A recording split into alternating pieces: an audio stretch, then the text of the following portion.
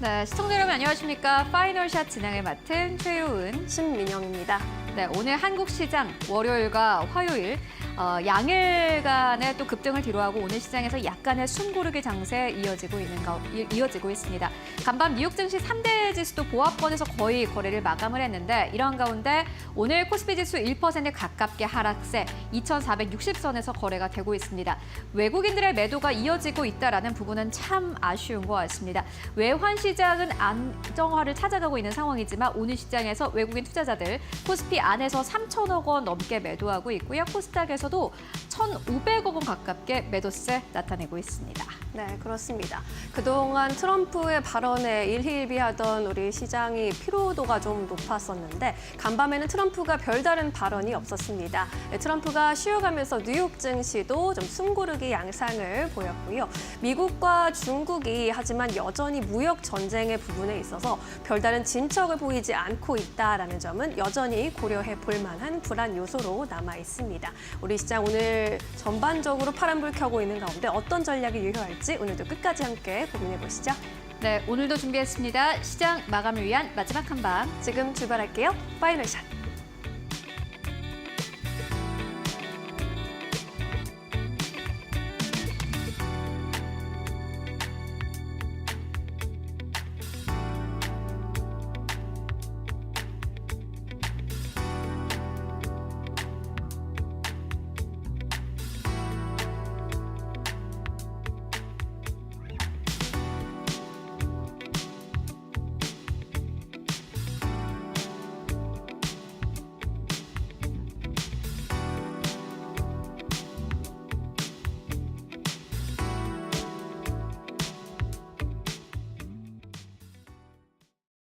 네, 4월 16일 수요일입니다. 벌써 4월도 중반에 접어들었는데요. 오늘은 낮 기온이 최대 20도까지 올라간다고 합니다. 확실히 어제보단 좀 따뜻하다라는 생각이 드는데 갑자기 파이널샷에서 웬 날씨 이야기냐 하실 수 있겠지만요. 이러한 실생활이 사실 주식시장과 크게 연결이 됩니다. 지금 이제 날씨가 따뜻해지고 있기 때문에 아마 나들이 가시는 분들이 많을 것 같은데요. 나들이를 가기 위해서는 옷도 사야 될 테고 화장품도 사야 될 테고 어딘가 근사한 곳에 가기 위해서는 예약도 해야 될 겁니다. 다만 이러한 모든 분야 섹터들이 봄이 왔다고 해서 긍정적인 실적을 내는 것은 아닙니다. 이런 부분 봤을 때 지금 숫자가 어느 쪽으로 찍히는가를 잘 보실 필요가 있을 것 같은데요. 교보증권에서는 제약 에스테틱에 주목하자라는 의견을 남겼습니다. 피부과에 가서 돈을 쓰는 사람들이 많아지고 있다라는 게 요지인 것 같습니다. 그런데 최근에 주식시장에서 주가가 잘 가기 위해서는 한국에만 국한돼서는 안 됩니다. 내수시장이 워낙 작기 때문인데요. 이게 해외로 가던가 아니면은 해외에서 누군가 와서 우리 시장 안에서 팔아줘야 이게 돈이 됩니다. 화장품이 그 대표적인 예가 될 것 같은데요. 이제 트렌드가 좀 바뀌고 있는 것 같습니다. 지난 5년 전, 6년 전까지만 하더라도 여행 관련주 중에 가장 핫했던 기업이 호텔 신라였습니다. 그런데 이제 면세점을 다들 안 갑니다. 이에 따라서 한국에서는 화장품주, 특히나 올리브영과 크게 연결되어 있는 그야말로 텍스프리와 같은 기업들이 특히나 주가 탄력이 좋은 상황인데요. 이제는 올리브영만 가는 것이 아니라 한국의 피부과도 관광 코스 중 하나가 됐다고 합니다. 그런 부분에서 봤을 때 지금 미용 시장의 투자 포인트는 두 가지로 잡아볼 수 있을 것 같습니다. 1분기는 인바운드인데요. 외국인들이 얼마나 들어왔느냐 그리고 들어와서 얼마나 돈을 썼느냐가 굉장히 중요하고 2분기 같은 경우에는 수출입 지표에 집중하자라는 이야기 나오고 있습니다. 일단 확실히 그 규모가 커지고 있습니다. 기존 국내 피부 미용 시장 규모는 2조 원대인데요. 2024년 외국인들의 지출을 봤을 때 피부과에서만 지출한 금액이 6천억 원이 달했다고 합니다. 2025년 3월에는 보시다시피 79억 원까지 확대가 됐다고 하는데요. 이 빨간색 바가 이번 해 3월에 외국인 관광객들이 한국에 들어와서 피부과에 쓴 돈인데 보시다시피 압도적으로 높죠. 사상 최고치를 경신했습니다.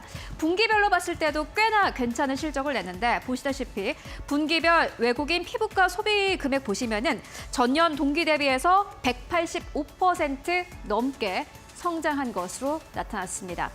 이전보다 외국인 관광객들이 한국으로 들어와서 피부과에 쓰는 돈이 더 많아지고 있다는 게 그냥 SNS를 통해서 나오는 유행이 아니라 실질적인 숫자로 찍히고 있다는 게 굉장히 긍정적입니다. 그렇다면 이 외국인 관광객들은 한국에 와서 얼마나 돈을 쓸까요? 만나보시죠. 조금 더 구체적으로 만나보도록 하겠습니다. 먼저 일본인 환자인데요. 객단가가 55만 원이라고 합니다. 평균 객단가는 54만 원이라고 하는데요. 그러니까 일본 관광객이 한국에 와서 피부과에서 돈을 쓴다면은 평균적으로는 54만 원에서 55만 원을 쓴다고 합니다. 꽤 많죠. 그런데 더 중요한 것은 이 일본인 관광객들이 쓸 수 있는 돈이 더 늘어날 수 있다는 기대감입니다. 1인당 GDP 기준으로 했을 때 약 5배 차이인 태국 환자 대비해서도 낮은 편이라고 하고요. 역시나 시장에서 살아나려면 중국인들이 굉장히 중요하죠. 큰 손을 가지고 있기 때문인데 중국 관광객 같은 경우에는 객단가가 평균 객단가는 220만 원이고요. 이번에는 250만 원대까지 올라갔다고 합니다. 3분기부터는 무비자 정책이 시작되기 때문에 이제는 일본인 관광객뿐만이 아니라 한 번 와서 250만 원씩 쓰는 중국인 관광객도 3분기부터 더 늘어날 것이다 라는 기대감 나오고 있습니다. 그렇다면 우리는 종목을 볼 때 어떤 것들을 봐야 될까요? 이어서 만나보도록 하겠습니다. 교보증권에서는 3가지 기업에 대해서 커버를 하고 있습니다. 휴젤, 메디톡스, 그리고 파마 리서치인데요. 요 3개의 기업이 사실 지난해까지만 하더라도 주가가 급등세를 나타냈었는데 2025년 들어서 뚝 떨어지면서 지금 시장에서 약간의 반등이 나오고 있습니다. 그렇기 때문에 교보증권에서는 버릴 종목이 없는 섹터 플레이 구간이다라는 이야기를 합니다. 그 섹터 안에서 이 3가지 기업 어떤 걸 선택해도 괜찮다라는 의미인데요. 먼저 최선호주는 휴젤과 메디톡스입니다. 보톡스와 필러를 포트폴리오에 담고 있는 기업이고요. 파마 리서치도 역시나 마찬가지로 실적만 봤을 때는 1분기 실적 최선호주다라는 이야기 남겼습니다. 종목별로 함께 만나보도록 하겠습니다. 네, 먼저 휴젤입니다. 목표가를 46만 원으로 제시를 했고요. 메디톡스의 목표 주가는 19만 원으로 제시를 했습니다.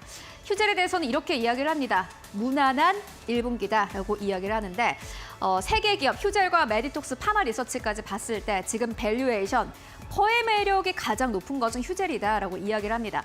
평균 3사의 이 평균 퍼가 27배를 넘어가는 상황 속에서 휴젤의 편은 24.7배로 현재 밸류에이션 매력을 보유하고 있다라고 이야기를 하고 있고요.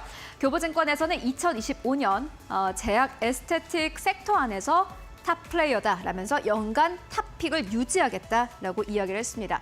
이번에 1분기 매출 같은 경우에는 23.3%의 증가가 예상됩니다. YOY 기준이고요. 영업이익 같은 경우에는 58.3% 증가가 전망되고 있는데 컨센서스보다 상회할 것이다라는 예측을 내놓았습니다. 특히나 중국 쪽의 매출이 꽤나 긍정적입니다. 2025년 연간으로 봤을 때 중국 매출 같은 경우에는 358억 원으로 추정이 되고 있고요. 미국도 여기에 껴 있습니다. 2분기 같은 경우에는 미국의 대량 선적 모멘텀이 있는데 만약에 이번에 이게 잘 풀린다면 전체 매출 비중에서 미국의 매출 비중은 15%대까지 늘어날 것으로 보여지고요. 만약에 휴젤이 미국을 잡는다면 보시다시피 영업이익률이요 50%를 달성할 것으로 보여집니다. 보톡스 하나를 10,000원 주고 팔았다면 5,000원이 남는 겁니다. 꽤나 큰 영업이익률이라고 보시면 될 것 같고요. 두 번째는 메디톡스입니다. 이렇게 이야기를 합니다. 회복의 신호탄이다라고 이야기를 하는데 1분기 매출은 31%, 영업이익은 이번에 적자에서 흑자로 전환될 것으로 보여집니다. 지난 4분기에 이연 선적 물량으로 수출 톡신은 12% 넘게 증가할 것으로 전망이 되고 있고요. 1분기 매출 총이익률은 59.9%로 현재 전망이 되고 있습니다. 보톡스 관련 기업들은 일단 매출 총이익률 그리고 이익률 자체가 꽤나 괜찮은 그러한 기업이기 때문에 계속해서 탑픽을 유지하겠다라고 교보증권에서는 이야기를 했고요. 이어서 실적만 봤을 때는 탑 플레이어인 파마 리서치 만나보도록 하겠습니다. 교보증권에서는 인바운드는 이제 시작이다라고 이야기를 합니다. 이번 매출이 꽤 괜찮습니다. 전년 동기 대비해서 43%, 영업이익은 더 좋은데요. 62% 넘게 증가할 것으로 전망이 되고 있습니다. 역시나 마찬가지로 컨센서스 대비해서 상회할 것으로 추정이 되고 있고요. 3분기에는 외국인 환자의 피부과 지출 금액이 사상 최고치를 경신할 것으로 보여집니다. 이에 따라서 파마 리서치가 최대 수혜주일 것으로 예상된다라고 이야기를 했습니다. 일단 보톡스 같은 경우에는 수출의 물량이 워낙 많기 때문에 이게 어떻게 풀릴지 모르겠지만 파마리서치는 한국에 들어오는 외국인 환자들로부터 바로 돈을 받는 것이기 때문에 아마 빠르게 수익이 또 늘어날 것으로 보여지고요. 일본인향 리쥬란 시술 수요도 고성장이 확인됐다고 합니다. 그리고 강남 언니 재팬 등에서 예약 플랫폼 내 리쥬란이 랭킹 상위를 유지하고 있는 것도 앞으로 일본인들이 리쥬란 쪽으로 돈을 더 많이 쓸 수 있는 룸으로 보인다라고 이야기를 합니다. 중국으로 또 한 번 크게 레벨업이 예상되고 있고 하반기부터는 유럽향 매출도 발생할 것으로 보이기 때문에 실적으로 봤을 때는 파마리서치도 괜찮다라는 이야기를 남겼습니다. 일단 이 정도 긍정적인 투자 의견이 나오기가 참 힘듭니다. 제약 에스테틱 안에서 세계 기업 어떤 걸 선택해도 좋다라는 이야기 나왔는데요. 앞으로 함께 확인해 보시면 좋을 것 같습니다. 이렇게 오늘의 시그널 만나보고 왔고요. 그렇다면 오늘 시장에서도 주목할 만한 헤드라인 어떤 것들이 있을까요? 이어서 신민영 앵커가 전해드립니다. 네, 오늘 약세장에서도 힘을 내주고 있는 기업들 위주로 이슈들 체크해 보도록 하겠습니다. 첫 번째 헤드라인부터 열어보도록 하겠습니다. 트럼프의 대중 반도체 수출 규제 소식이 들려온 가운데 반도체 관련주들의 동반 약세가 감지되고 있습니다. SK 하이닉스를 비롯한 반도체주가 트럼프 행정부의 대중 반도체 수출 규제 소식에 일제히 하락 중인데요. 간밤 엔비디아의 주가는 정규상에서 상승 마감했지만 미국 정부가 엔비디아에서 가장 인기 있는 반도체 칩 중 하나인 H20을 중국에 수출할 경우 수출의 허가를 받아야 한다라고 통보했다는 소식에 시간의 거래에서 6% 넘게 급락했습니다. 반도체 전반의 투자 심리가 꺾이면서 마이크론과 브로드컴 등이 시간의 거래에서 역시 3% 이상 하락 마감했습니다. 시장에서는 해당 규제로 최대 55억 달러 규모로 엔비디아의 매출이 감소할 것이라는 우려감까지 제기되고 있습니다. 두 번째 헤드라인입니다. 한국항공우주 관련 소식입니다. 8조 5천억 원 규모의 신규 수주 전망이 나온 가운데 주가도 상승 탄력을 받아가고 있습니다. 증권가에서 긍정적인 분석이 연이어 나오고 있는데요. 올해 KF21의 잔여 양산 계약, 중동 수리온 수출 사업, 필리핀의 FA50 수출 사업 등을 포함해서 약 8조 5천억 원의 신규 수주가 예상된다는 전망입니다. 키움증권은 올해 대규모 수주와 더불어서 향후에도 탄탄한 수주 파이프라인을 보유하고 있어서 중장기적으로 견조한 수주의 성장세가 기대된다면서 목표 주가를 7만 6천 원에서 9만 6천 원까지 올려 잡았습니다. LS증권에서도 2026년 이후로 매출 성장 가팔라질 것이라면서 한국항공우주에 대한 목표 주가를 6만 8천 원에서 9만 5천 원까지 대폭 끌어올렸습니다. 세 번째 헤드라인입니다. 삼성전기 관련 소식인데요. 중국 BYD의 전장용 MLCC 공급 계약을 체결했다라는 뉴스가 들려왔습니다. 삼성전기는 중국의 최대 전기차 업체인 BYD에서 MLCC 공급 관련 최종 승인을 얻으면서 본격적으로 납품에 돌입한 것으로 알려졌습니다.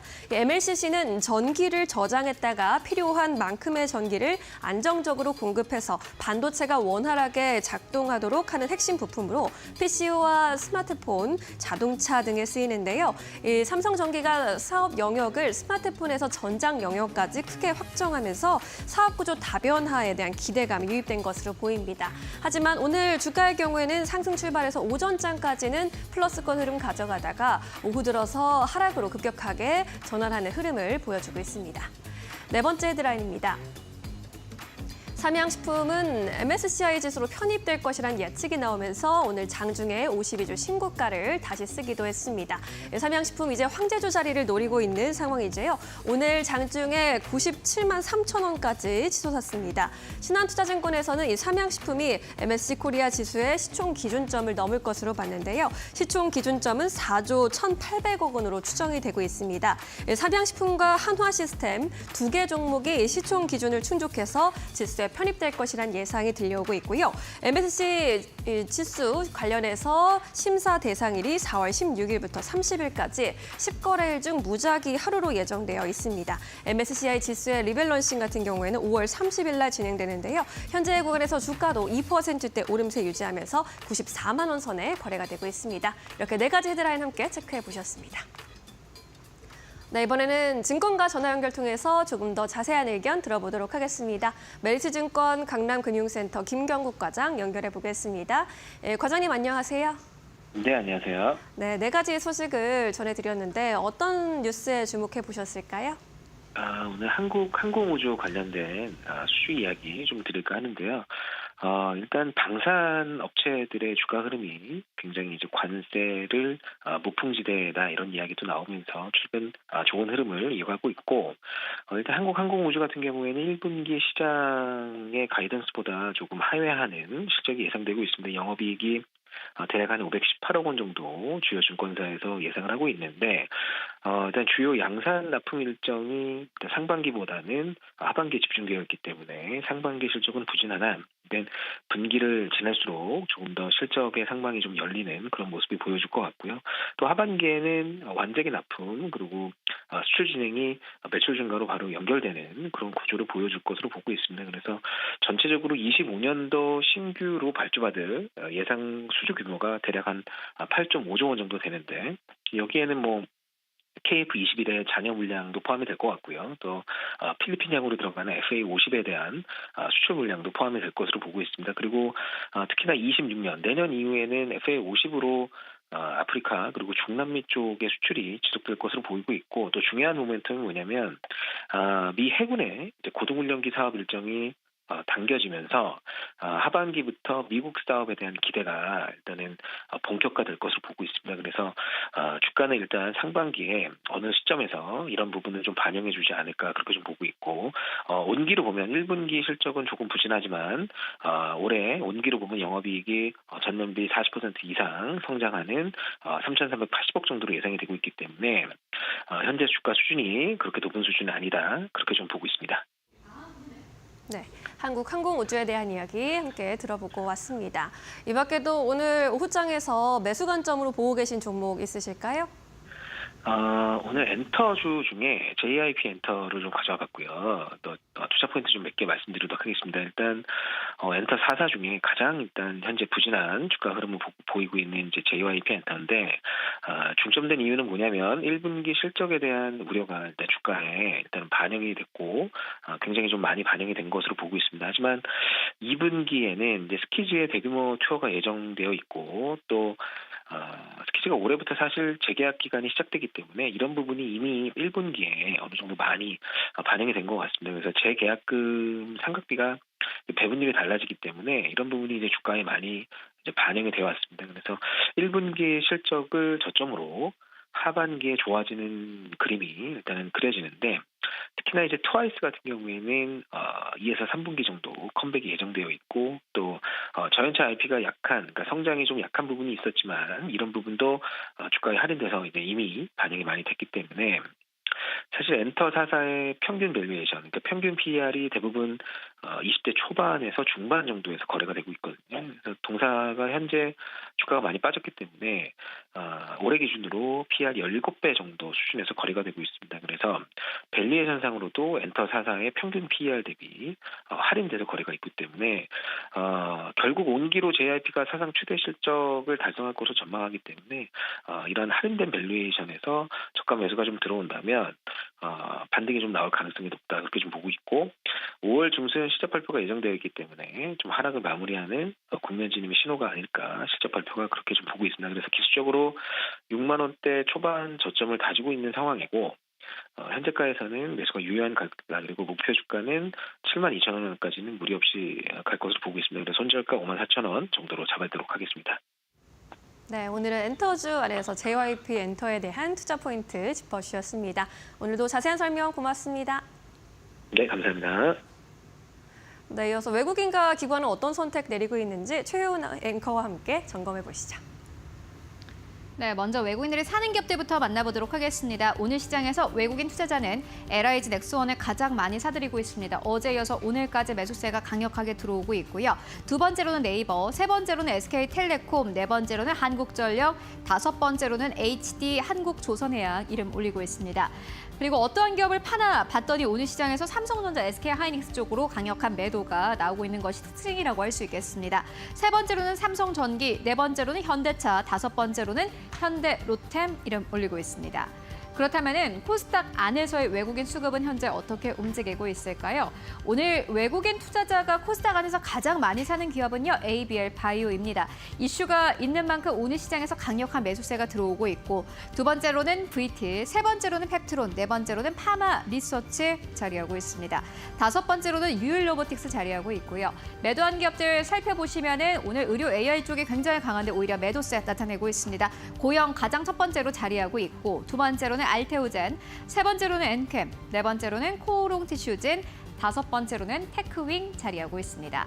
그렇다면 기관 투자자들이 현재 코스피 안에서 어떠한 기업을 매수하고 또 매도하고 있을까요?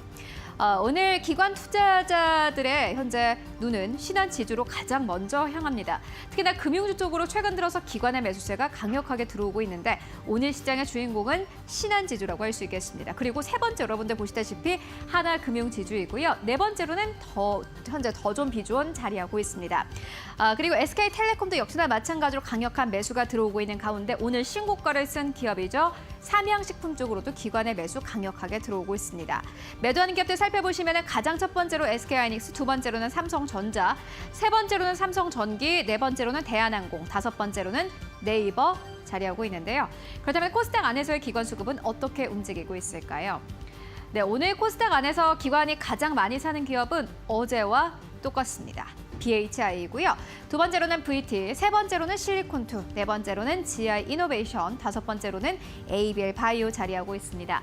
매도하는 기업들 살펴보시면 가장 첫 번째로는 솔트룩스, 두 번째로는 리가캠 바이오, 세 번째로는 JYP 엔터, 네 번째로는 솔브레이, 다섯 번째로는 주성 엔지니어링 자리하고 있는 상황입니다. 네, 지금까지 외국인 기관 수급 함께 살펴보고 왔습니다.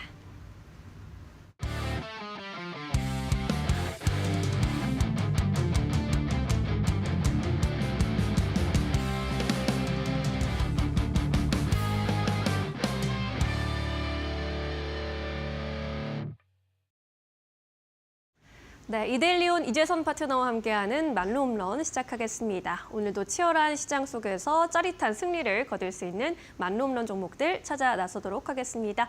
파트너님 안녕하세요. 네, 안녕하세요. 네. 이제 오늘은 뚜렷한 상승 모멘텀이 시장에 잘 보이지 않는 것 같습니다. 양지수 모두 숨고르기 장세를 이어가고 있는데 오후장 들어서 낙폭이 조금 더 커지네요. 오늘 시장 판세 어떻게 읽어볼까요?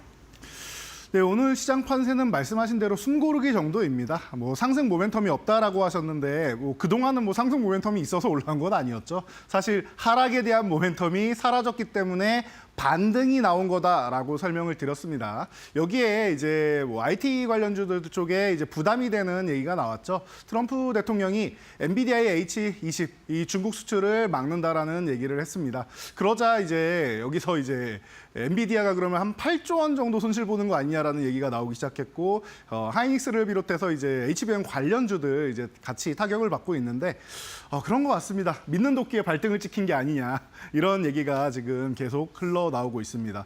잘 보면은 가장 큰 피해를 입는 거는 중국도 있겠지만 더 큰 피해를 입는 건 미국 기업들이 계속 피해를 입고 있어요. 자동차 기업들 계속 얘기 나와서 어떻게 보니까 자동차 부품주 같은 경우 다시 관세 면제 쪽으로 넘어갔죠. 반도체 같은 경우도 이렇게 문제를 계속 만들고 있는데 중국에다가 이렇게 수출 안 한다 계속 말해봐야 엔비디아가 또 적극적인 이제 손해를 창출하는 이런 현상이 나오는 거고 과거에도 이제 무역 전쟁할 때 가장 큰 피해를 본 기업이 어디예요? 바로 애플이었죠. 이번에도 스마트폰 가전기기 만약에 관세를 부과한다라고 하면은 애플 같은 경우는 이제 또 문제가 될 수 있다. 그러니까 또 품목별 관세를 부과한다라는 얘기를 하고 있죠. 그래서 본인 하고 싶은 대로 입맛대로만 이제 변경을 하는 이런 웃기지도 않는 정책을 펼치다 보니까 엔비디아가 또 믿는 도끼에 발등 찍힌 거 아니냐라고 이제 얘기를 하고 있는데 이 부분은 제가 간단하게 정리해 드릴게요. 과거 사례부터 이게 처음 있는 일 아니죠. AI 반도체 기존에도 트럼프 1기 때도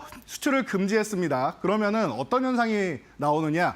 바로 앞에 우리 자동차 쪽을 보면 될 것 같아요. 우리 3월 달에 자동차 관세 얘기 나오자마자 어떻게 했습니까?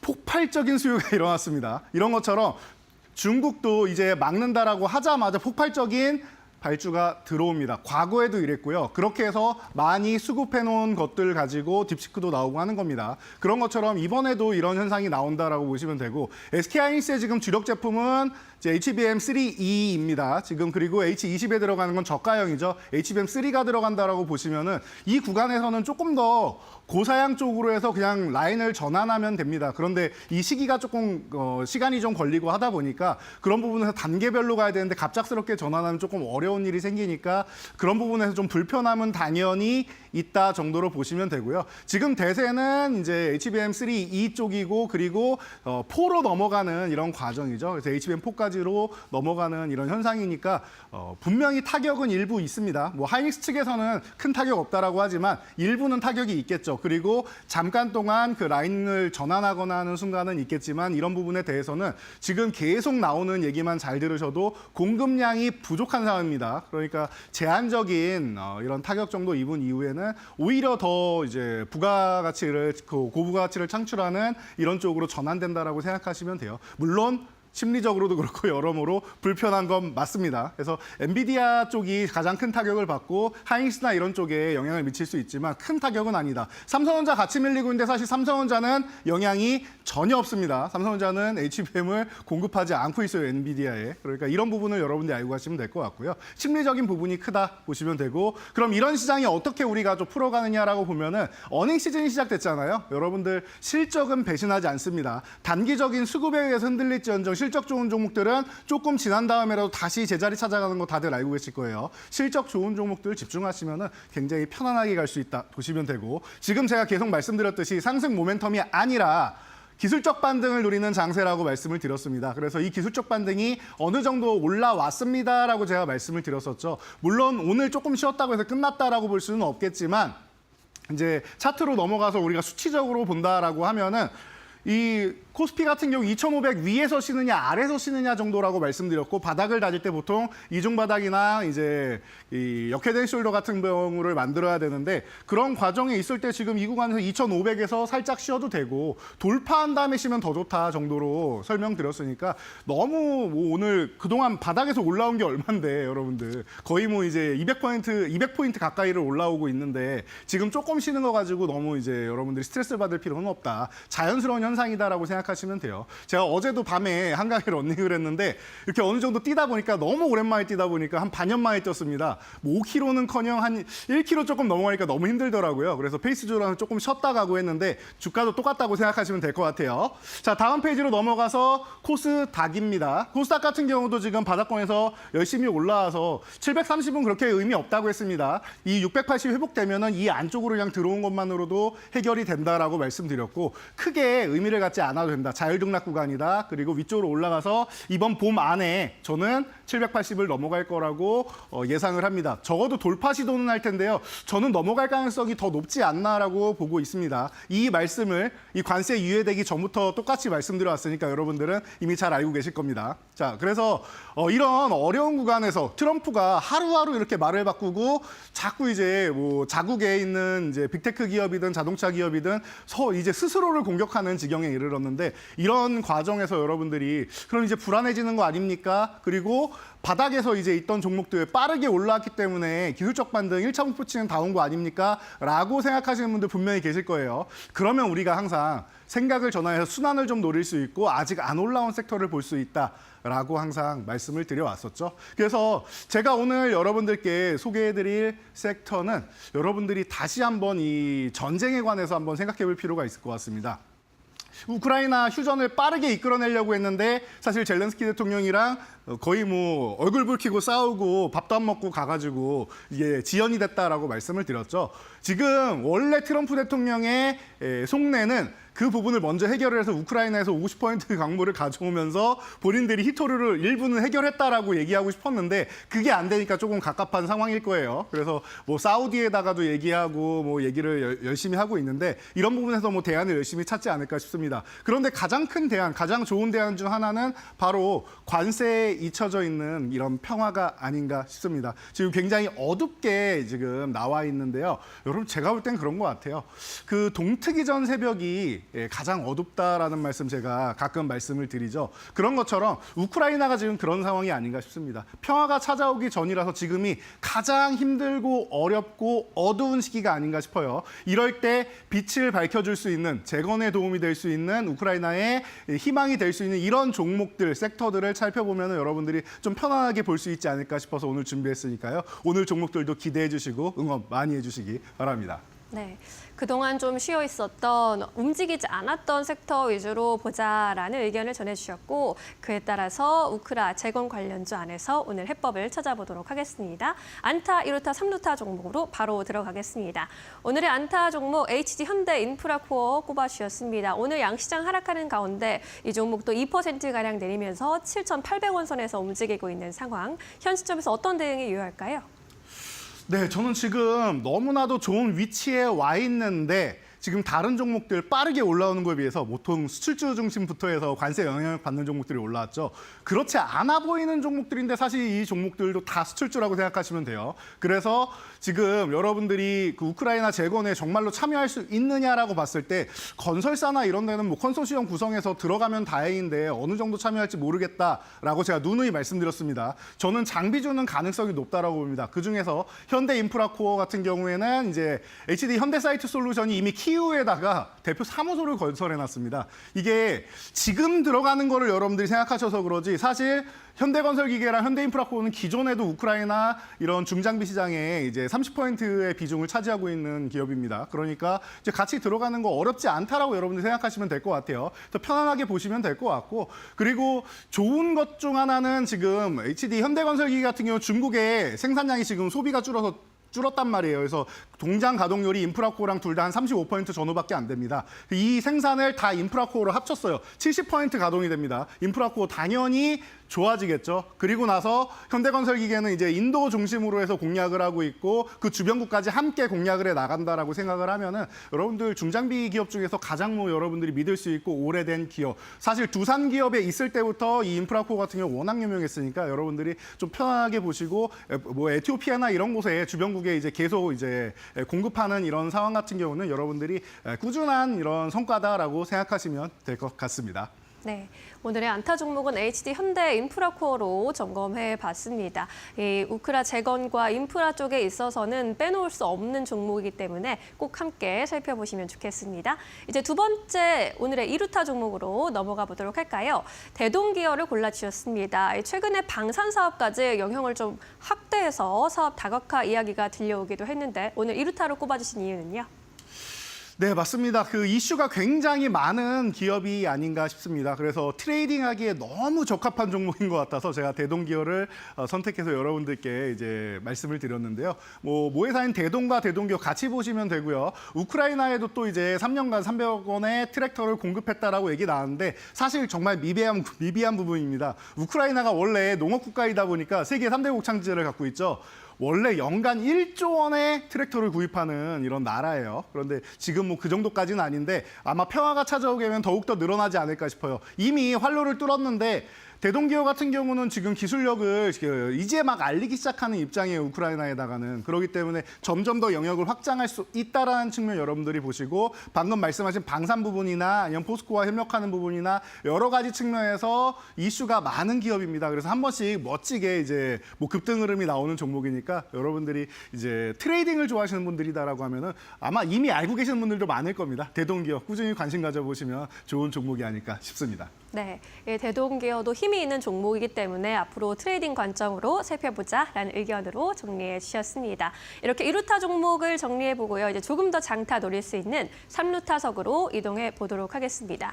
오늘의 3루타 기업으로는 덕신 EPC를 선정해 주셨는데 이 덕신 EPC 같은 경우는 모듈러 주택 관련해서 또 관련주로도 많이 언급이 되더라고요. 오늘 3루타 종목으로 선정해 주신 이유는 뭘까요?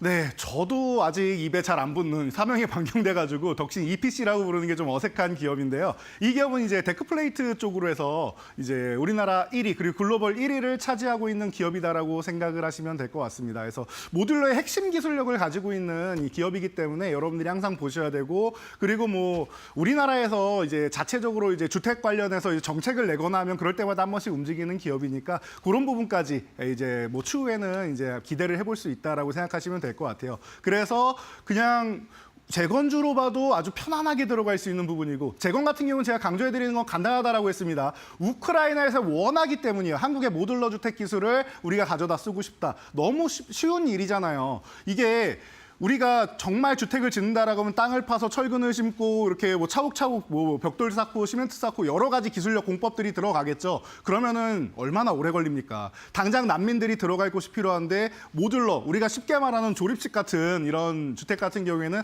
금방금방 해결이 된단 말이에요. 빠르게 난민을 수용할 수 있고 뭐 재건을 할 수 있는 부분으로는 이제 모듈러 주택이 아주 우뜸 기술이다라고 생각하면은 그 기술력을 가진 기업들은 수혜를 받을 가능성이 높지 않겠느냐. 그중에 덕신 EPC 같은 경우는 여러 가지 모멘텀을 또 한 몸에 받고 있는 기업이다 보니까 충분히 좋은 모습 보일 수 있고, 최근에 이제 우리나라를 비롯해서 LA에 어마어마한 산불이 났었죠. 이곳에도 이제 진출할 수 있는데 이미 해외법인 조지아에 해외법인이 이제 계속 생산을 확대하고 있었기 때문에 이런 부분에 있어서도 이제 계속 얘기가 나오고 있죠. 그러다 보니까 이제 뭐 우크라이나뿐만 아니라 이런 산불이나 여러 가지, 그리고 미국에도 인프라 투자를 하고 하다 보면은 미국도 이제 이런 모듈러 주택 같은 경우가 좀 유행을 많이 하고 있기 때문에 그런 부분에서는 덕신 EPC가 앞으로 꾸준하게 중장기적인 성장까지도 일어나갈 수 있다라고 하면은 제가 항상 말씀드린 호타준족에 속하는 3루타 종목에 정말 손색이 없는 종목이라 생각하니까요. 여러분도 지켜보시면서 응원 많이 해주시기 바랍니다. 네, 덕신 EPC 앞으로도 멀리 갈 수 있는 종목으로 언급을 특별하게 해주셨으니까요. 앞으로의 흐름 함께 지켜보시면 좋겠습니다. 이렇게 세 가지 종목 정리를 해보겠고요. 그동안의 말로없는 종목들 이제 체크를 좀 해봐야 할 텐데 전략을 수정할 부분은 없는지 함께 점검해 보시죠.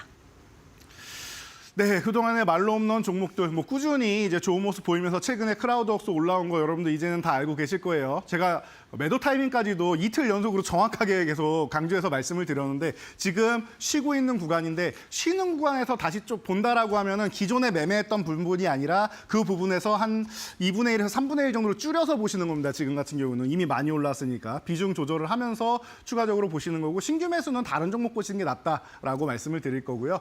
앞으로 이제 한 종목 남은 것 같아요. 5위권 안에 다 세 자릿수로 채우려면 한 종목 정도만 올라오면 되는데 빠르면 이번 달로 다음 달까지는 아마 다 채워지지 않을까 싶습니다. 자, 다음 페이지로 넘어가면은 여기는 이제 조만간 혼돈의 카오스가 될 거다라고 말씀을 드렸는데, 크라우드웍스가 올라가면서 1페이지에 있던 SKC가 내려왔고요. 아마 법약헌영도 조만간 한 달 전후 사이에 이제 내려오게 될 것 같고 100% 종목이 조만간 나올 것 같아요.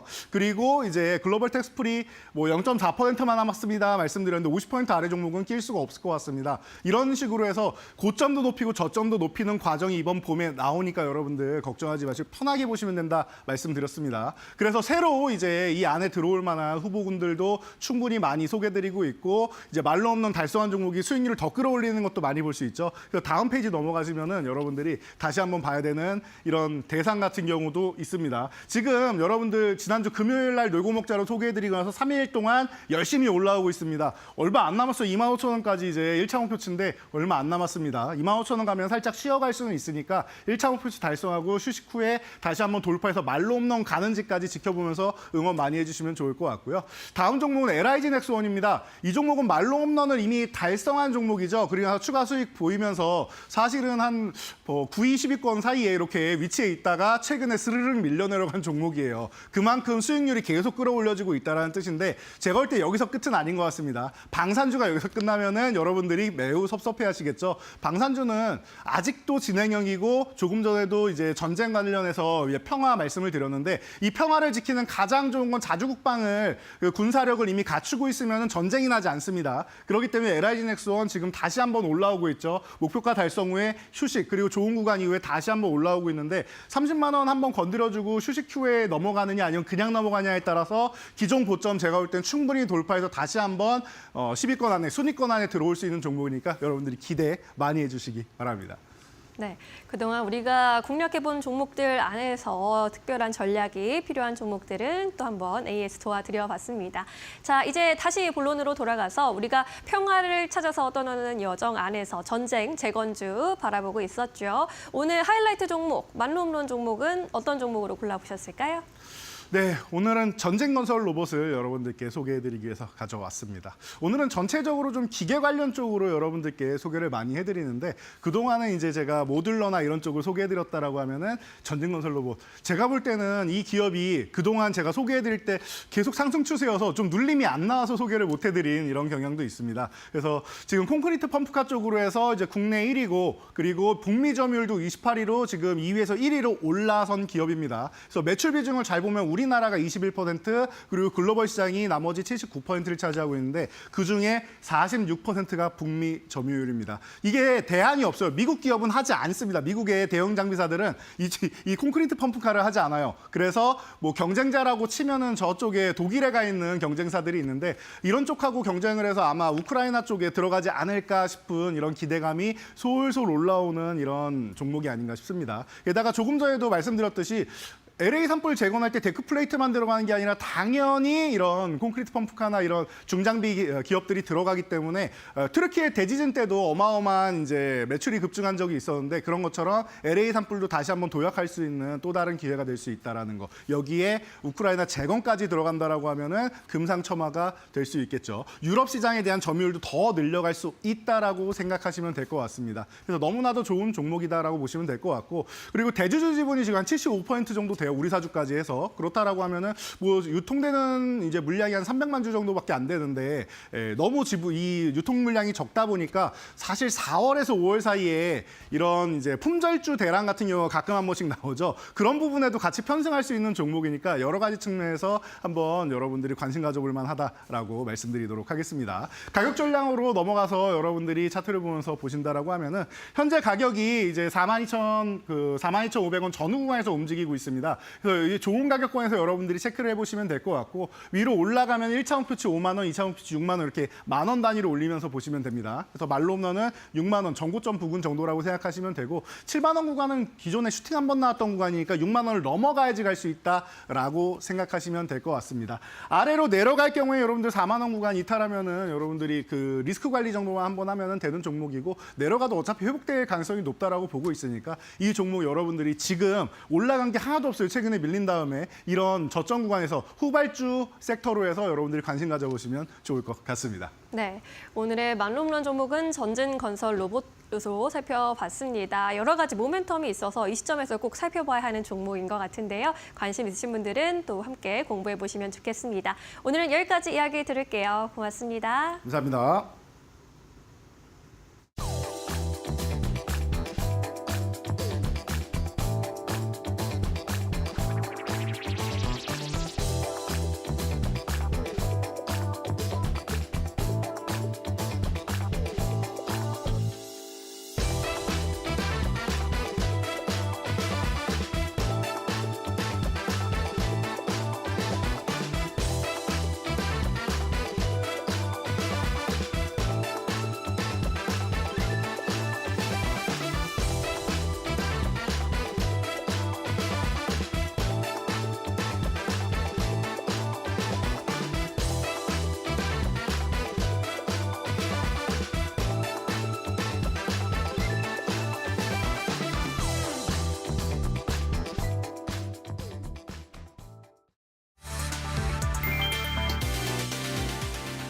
도널드 트럼프 미국 행정부가 엔비디아의 중국 수출 전용 인공지능 반도체 H2O에 대한 규제를 단행했다. 엔비디아는 15일 공시를 통해 미국 정부가 지난 9일 H2O를 중국 및 일부 국가에 수출하려면 수출 허가를 받아야 한다고 통보했다고 밝혔다. 이에 따라 H2O 수출이 어려워지면서 엔비디아는 55억 달러의 분기 손실을 반영할 것이라고 밝혔다. 미국 정부는 중국이 첨단 기술을 군사력에 활용할 수 있다는 우려로 2022년부터 최첨단 반도체의 수출을 금지하고 있다. 문제는 중국 AI 스타트업 딥시크가 H2O, H800 같은 저성능 칩으로도 충분한 성능을 구현하면서다. 이에 미국 미국에서는 저성능 칩도 통제해야 한다는 여론이 확산됐고 특히 H2O는 추론 지원 설계로 정치적 압력이 커졌다. NPR은 최근 트럼프 자택 만찬에서 젠슨 황 엔비디아 CEO가 미국 투자를 약속했고 수출을 막지 않기로 했다는 보도를 냈다. 이후 엔비디아는 미국에서 710조 원 규모의 투자 계획을 발표했으나 결국 수출 규제가 이루어졌다. 수출길이 막힐 수 있다는 우려에 엔비디아 주가는 장외에서 하락 중이다. 구독과 좋아요, 알람 설정 해주실 거죠? 제발요.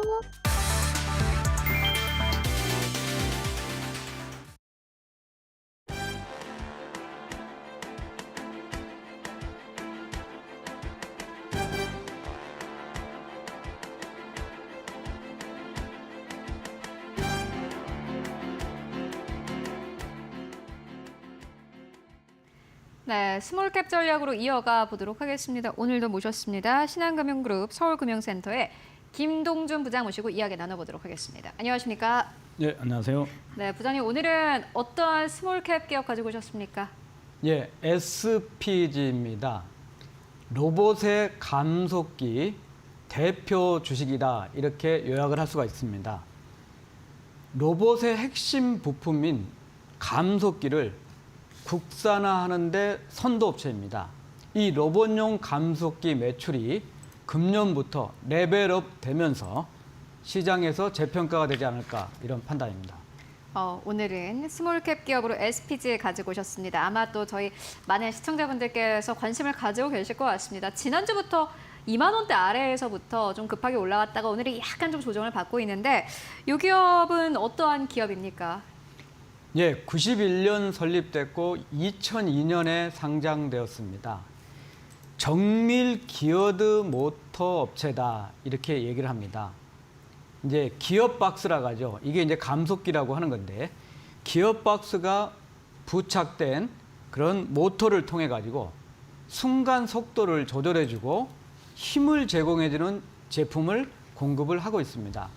우리나라하고 베트남, 중국 세 개 국가의 생산 기지가 있고 해외 매출 비중은 77%가 됩니다.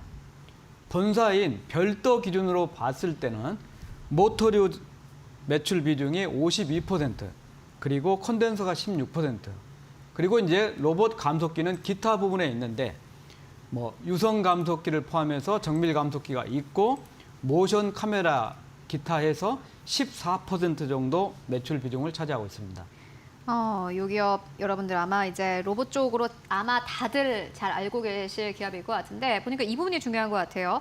로봇용 감속기 국산화 선도 업체다 이렇게 말씀해 주셨는데 어떻게 이 사업을 영위하고 있는지 이 현황을 좀 듣고 가도록 하겠습니다. 예, 이제 감속기라는 거는 기어박스를 얘기를 합니다. 사실 이제 산업용에서부터 시작을 하고 있습니다. 자, 일반 산업용. 대표적으로 이제 가전에서 시작해서 공작 기계 같은 산업용으로 진한 여기에 이제 기반 기술을 이미 갖고 있는 거를 로봇용 감속기 국산화를 통해서 새롭게 도전을 하고 있는 상황입니다. 이 부분은 일본 업체들이 절대적으로 시장을 장악하고 있는 분야가 되겠습니다. 대표적으로 회사 제품 기준으로 SH 감속기라고 하는데 이 분야는 소형 제품입니다.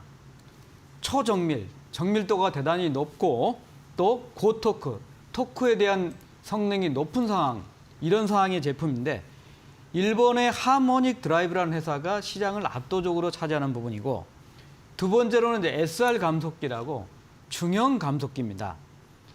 여기도 이제 일본의 나바테스코라는 회사가 시장을 압도적으로 점유를 하고 있습니다. 이 SH 감속기하고 SR 감속기가 주로 로봇용 감속기에서 국산화에 대한 타겟이 되고 이에 대해서 개발을 성공해서 21년부터 이제 납품을 하면서 이게 매출 레벨업이 되면서 본격적으로 일본산 수입 대체를 시작했다 이렇게 평가할 수가 있습니다. 이게 원래 이제 일본 기업이 압도적으로 선도해 나가는 그러한 분야인데 SPG도 역시나 마찬가지로 국산화 선도 업체이고요. 그렇다면은 이 로봇용 감속기가 전체 매출에서 어느 정도를 좀 기여하고 있는지도 궁금합니다. 이제 우선 이제 국산화의 대표 주자다. 이제 가장 먼저 시작을 했고 또 세 분야에 대해서 제품 개발을 끝냈습니다. 유성 감속기, SR 감속기, SH 감속기인데 우리나라의 경우에는 대부분의 대기업을 포함해서 스타트업들이 많은 업체들이 지금 로봇 사업에 진출을 하고 있고 투자를 확대하고 있습니다. 이 SPG의 경우는 대다수 대기업을 포함해서 시장 주도주 업체에 대부분 협력을 하고 있습니다. 대표적으로 이제 삼성그룹을 얘기를 들면 우선 삼성그룹에 인수된 휴머노이드 로봇의 대명사 레인보우 로보틱스의 대표적인 현목사이고요.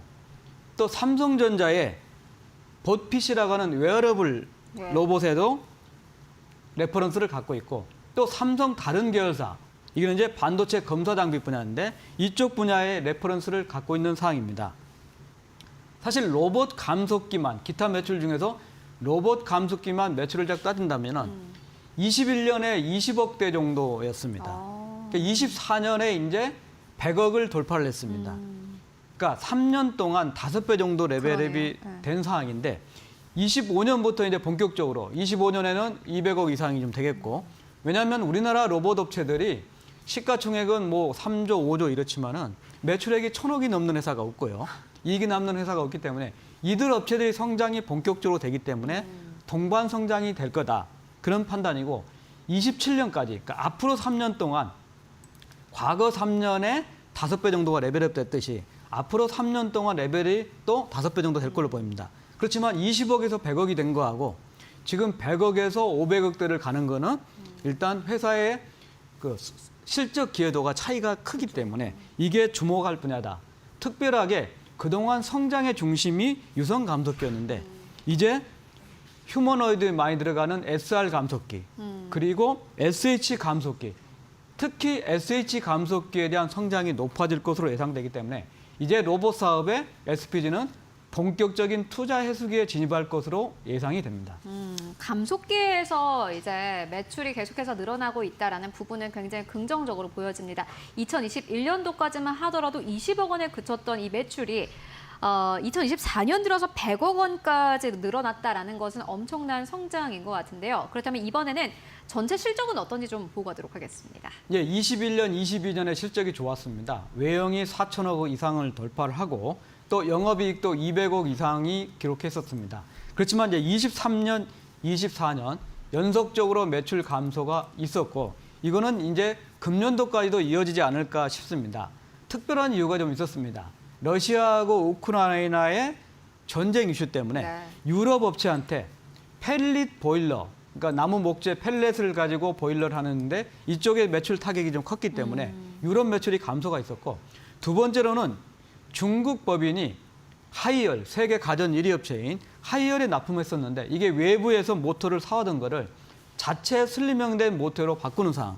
이런 환경이 있었기 때문에 정상화되는 부분을 통해서 그렇고 또 로봇 감속기 매출이 본격적으로 확대가 되면서 영업이익은 전년도 23년에 160억에서 24년에 123억으로 줄었지만은 금년도에는 148억 정도로 영업이익은 소폭적으로 늘어나지만은 앞서 말씀드렸던 앞 두 가지가 매출액은 소폭 감소세를 나타낼 거다. 26년부터는 매출액이 다시 4천억대, 4,400억 정도 기록하고 27년에는 5,100억 정도. 역시 로봇 감속기가 시장의 성장을 주도할 것으로 보이고 영업이익은 다시 27년경에는 최고치를 기록할 거다. 그래서 2018년부터는 세 자릿수 영업이익을 기록하고 있지만은 감소세도 증가가 됐고 로봇이 주도를 하면서 앞으로 영업이익도 레벨업이 좀 속도가 빨라지지 않을까 이런 판단입니다. 네, 알겠습니다. 그렇다면은 이제 또 주가 전망을 듣고 가야 될 텐데 앞서서 이야기 들었습니다만은 최근에 참 많은 또 이 투자자분들께서 관심을 가지고 있는 분야이기도 하고 종목이기도 합니다. 주가 어떻게 보십니까? 예, 로봇은 그동안 좀 우리나라는 마이너 시장이었습니다. 맞습니다. 왜냐하면 시가총액이 작은 업체들이 중심이었던 시장입니다. 그렇지만 이제 2020년에 보스턴 다이내믹스를 현대차그룹이 인수를 했고 23년에 또 이제 삼성전자가 레인보우 로보틱스를 인수를 했고 또 최근에는 두산 로봇이 IPO를 했고 또 유일 로보틱스가 SK그룹의 대규모 투자 유치를 하면서 경영권이 바뀌는 상황이 되기 때문에 이제 로봇주는 우리나라의 로봇주는 시장에 큰 흐름을 영향을 미칠 수 있는 주요 섹터로 성장을 했고 ETF를 포함한 패시브가 상당히 활발해지는 그렇죠. 상황입니다. 현재 레인보우가 시총이 5조에서 6조 정도, 두산 로봇이 3조 이상 정도를 기록하고 있고 유일 로봇 정도가 이제 1조대 정도지만은 현재 SPG는 5천억 정도입니다. 말씀드렸듯이 우리나라 로봇이 이제 시작이고 글로벌 시장도 이제 대중화 초입기이기 때문에 매출과 이익이 제대로 나고 있는 회사는 없다. 자, SPG는 지난 3년 동안 열심히 매출을 했지만 이제 100억대였는데 이 100억대가 앞으로 3년 후에 500억을 향해서 빠르고 갈 수 있다고 하면은 주가도 이제 방향을 좀 달리하지 않을까. 그러니까 로봇 이슈 때문에 최고가가 4만 5천 원 정도였습니다.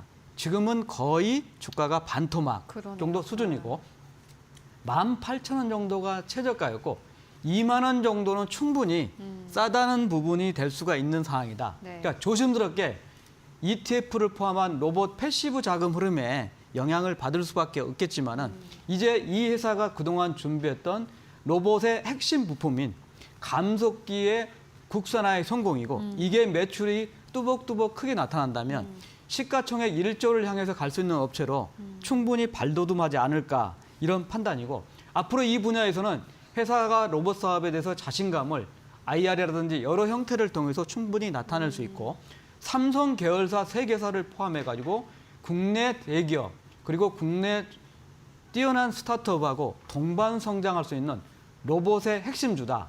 주가는 최고가 대비 반토막 수준에서 바닥권, 미래를 향해서 충분히 좋은 주가 흐름이 가지 않을까 이런 판단입니다.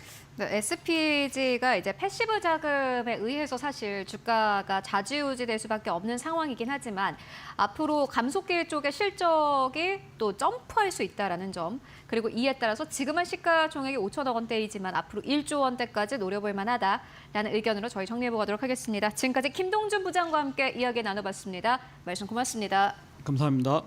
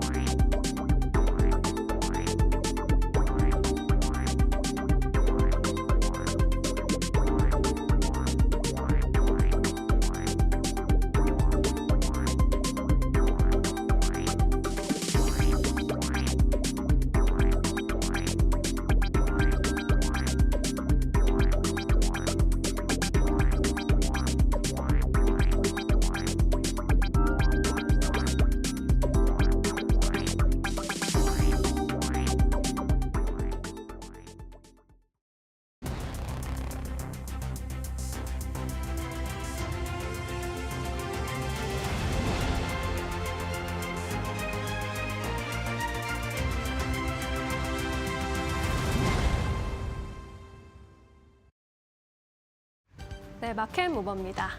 이번에는 우리 정부 정책 관련 뉴스 살펴보도록 하겠습니다. 정부가 확대 평선한 추가 경정 예산안을 공개했습니다. 기존에 이야기했었던 10조 원 규모의 2조 원을 추가해서 12조 원 규모의 예산안을 공개했는데요.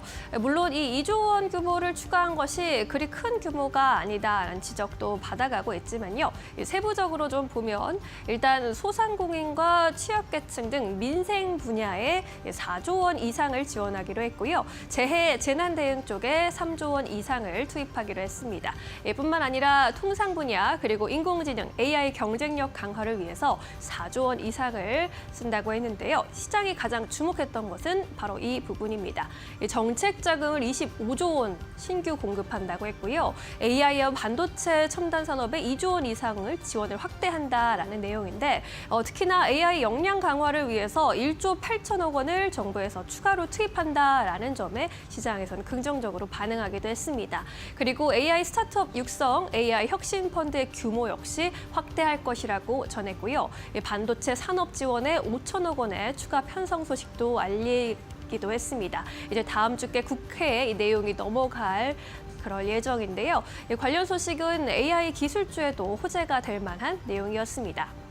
이와는 또 별도로 반도체 산업에 대한 투자 계획도 밝혔는데요. 투자 규모를 기존의 26조 원에서 33조 원 규모로 크게 확대를 했습니다. 첨단 산업 경쟁력 지원을 위한 재정 투입 계획이라고 전했는데요. 분야별로 좀 보자면 첨단 전략 산업의 소비장 투자 지원에 21조 원으로 가장 많은 금액을 쓸 것으로 보입니다. 인프라 투자에도 약 5조 원대, 차세대 반도체 개발과 인재 확보 등에도 6조 원대 이상의 자금이 투입될 예정입니다. 세부 대책을 좀 살펴보자면요. 반도체 저리 대출에 3조 원의 추가 공급이 있을 것으로 보이고요. 첨단 전략산업, 소부장 기업에 특히 투자 보조금의 30에서 50%를 신설한다라는 내용이 주목을 받아가고 있습니다. 특히 반도체 메가 클러스터를 이제 경기 남부 지역에 새롭게 세계 최대 규모로 신설한다고 했는데 이 반도체 메가 클러스터의 송전선로의 지중화 비용 중에 70%를 또 정부가 보조한다라는 방침입니다. 뿐만 아니라 해외 고급 인재 유치 프로그램과 패밀리스 기업에 대한 고성능 테스트 장비 지원 등에도 큰 자금이 투입될 것으로 보이는데요. 이러한 자금이 또 유용하게 잘 쓰일지도 우리가 지켜봐야 할 부분일 것 같습니다. 물론 여전히 미중 정책에 대한 불확실성으로 인해서 우리 증시를 흔들리고 있는 모습이지만요. 이러한 정부 정책이 반도체 분야의 안전지대 역할을 해줄 수 있기를 바라보겠습니다. 지금까지 마켓무버 전해드렸습니다. 네, 이어서 오늘 시장에서 핫한 이슈와 종목들 함께 이야기 나눠보도록 하겠습니다. 오늘도 모셨습니다. 지시인포의 박근호 이사와 함께 이야기 나눠보도록 할게요. 안녕하십니까? 안녕하십니까? 네, 오늘도 시장 이야기 해보도록 하겠습니다. 오늘은 어떤 주제를 두고 이야기를 나눠보면 좋을까요? 지금 바로 주제 만나보도록 하겠습니다. 정책 기대감에 의료 AI 쪽에 대한 기대감이 높아지고 있습니다. 앞서서 심인영 앵커가 전해드렸습니다.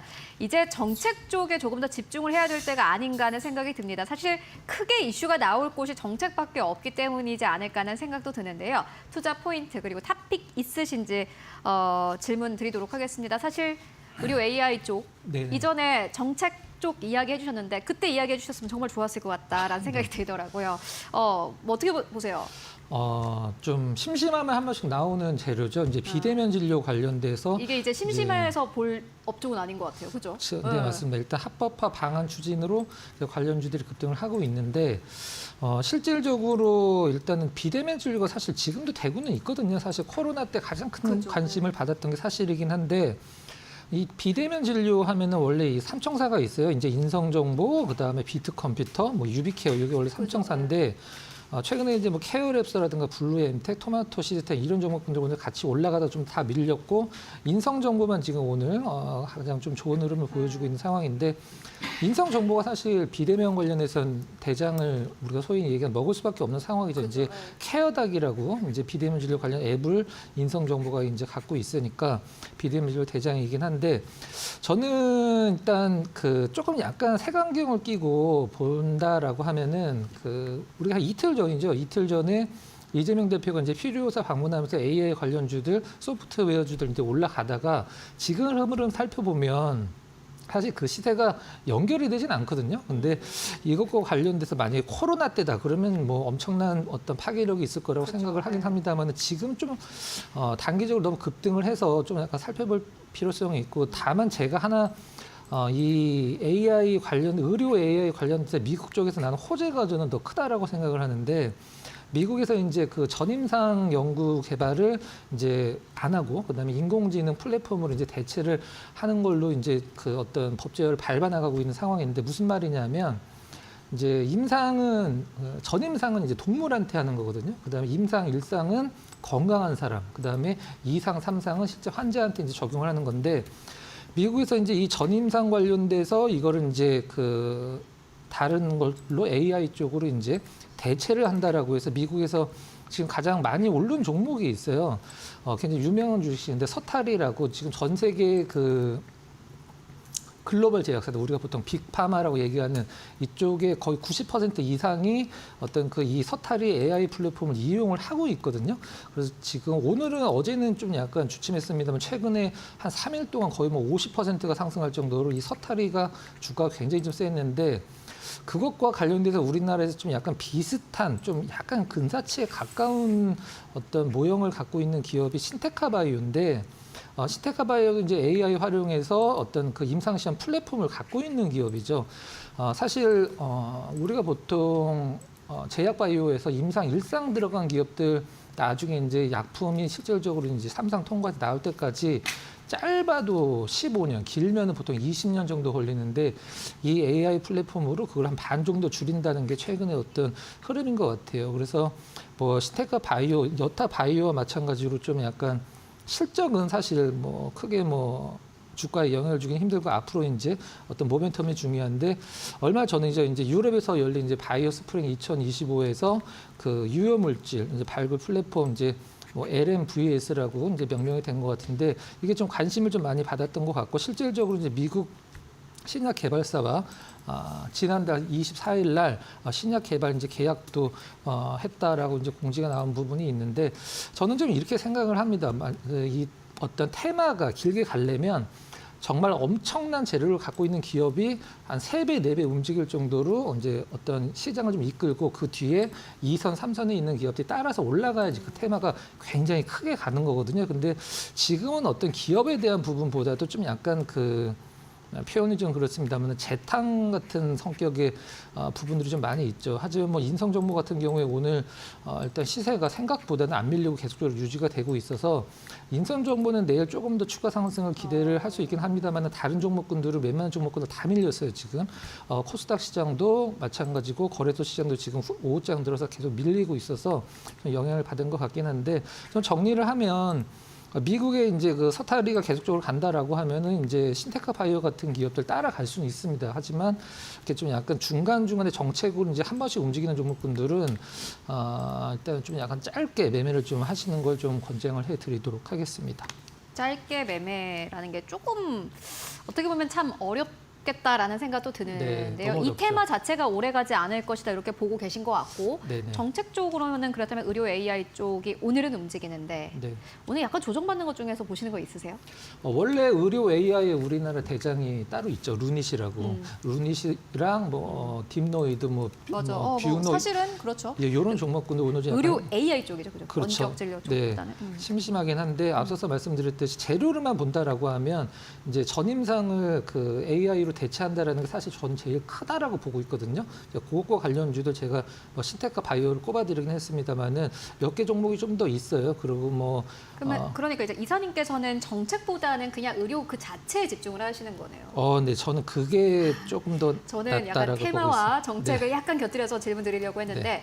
비트컴퓨터 같은 경우에는 사실 오늘 의료 AI 쪽으로도 올라가긴 하지만 네. 이게 이제 뭐 남북 경협주랑도 약간 연결돼 있지 않습니까? 네네. 이런 것들은 어떠세요? 글쎄요, 조금 더 지켜보긴 해야 되긴 하겠습니다만은 가장 중요한 거 이제 아까 같이 움직인다고 말씀드렸던 인성, 그다음에 유비케어, 비트 세 개 같이 움직이거든요. 근데 오늘은 인성이 가장 세긴 한데 그건 조금 더 지켜보고 말씀을 드려보도록 하겠습니다. 역시 위험한 거 딱 피해 가시는 네. 이사님입니다. 의료 AI 쪽이라든 정책 쪽은 워낙 또 순환이 워낙 빠르기 때문에 급하게 들어가기에는 약간 좀 위험하지 않을까 하는 의견 듣고 왔습니다. 그렇다면 오늘 시장에서 또 주목할 만한 이슈들 어떤 것들이 있을까요? 이어서 신민영 앵커가 전해드립니다. 마켓 모버입니다. 우리나라 국민 과자인 초코파이로 대표할 수 있는 오리온의 주가가 많은 주목을 받아가고 있습니다. 해외에서 초코파이를 비롯한 K 과자의 인기가 나날이 뜨거워지면서 해외에 새로운 생산 기지를 추가로 구축한다라는 소식에 주목을 받아가고 있는데요. 오리온은 진천 통합센터를 착공할 예정이라고 밝혔습니다. 2025년 6월에 착공을 해서 2027년에 완공하는 것을 목표로 하는데 이 완공 후에 국내 전체 연간 생산액이 최대 2조 3천억 원에 이를 것으로 예상되고 있는 상황입니다. 최근 미국의 코스트코 입점 등 미국향의 고부가 수출이 증가하고 있는 상황이기 때문에 이 고품격 생산 기지에 대한 풀효성이 더 높아지고 있는 상황입니다. 이에 따라서 이 진천 통합센터가 고정비 효율형 수출 전진 기지로 기능할 수 있을 것이라는 긍정적인 평가를 받아가고 있습니다.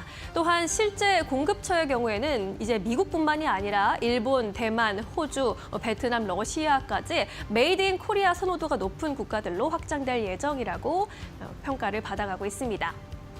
이 충북 진천에 들어가는 투자액이 무려 4,600억 원에 달할 것으로 보이고요. 이뿐만 아니라 러시아와 베트남에도 각각 2,400억, 1,300억 원의 새로운 투자로 인해서 생산 기지를 넓혀갈 것이라는 포부를 전했습니다.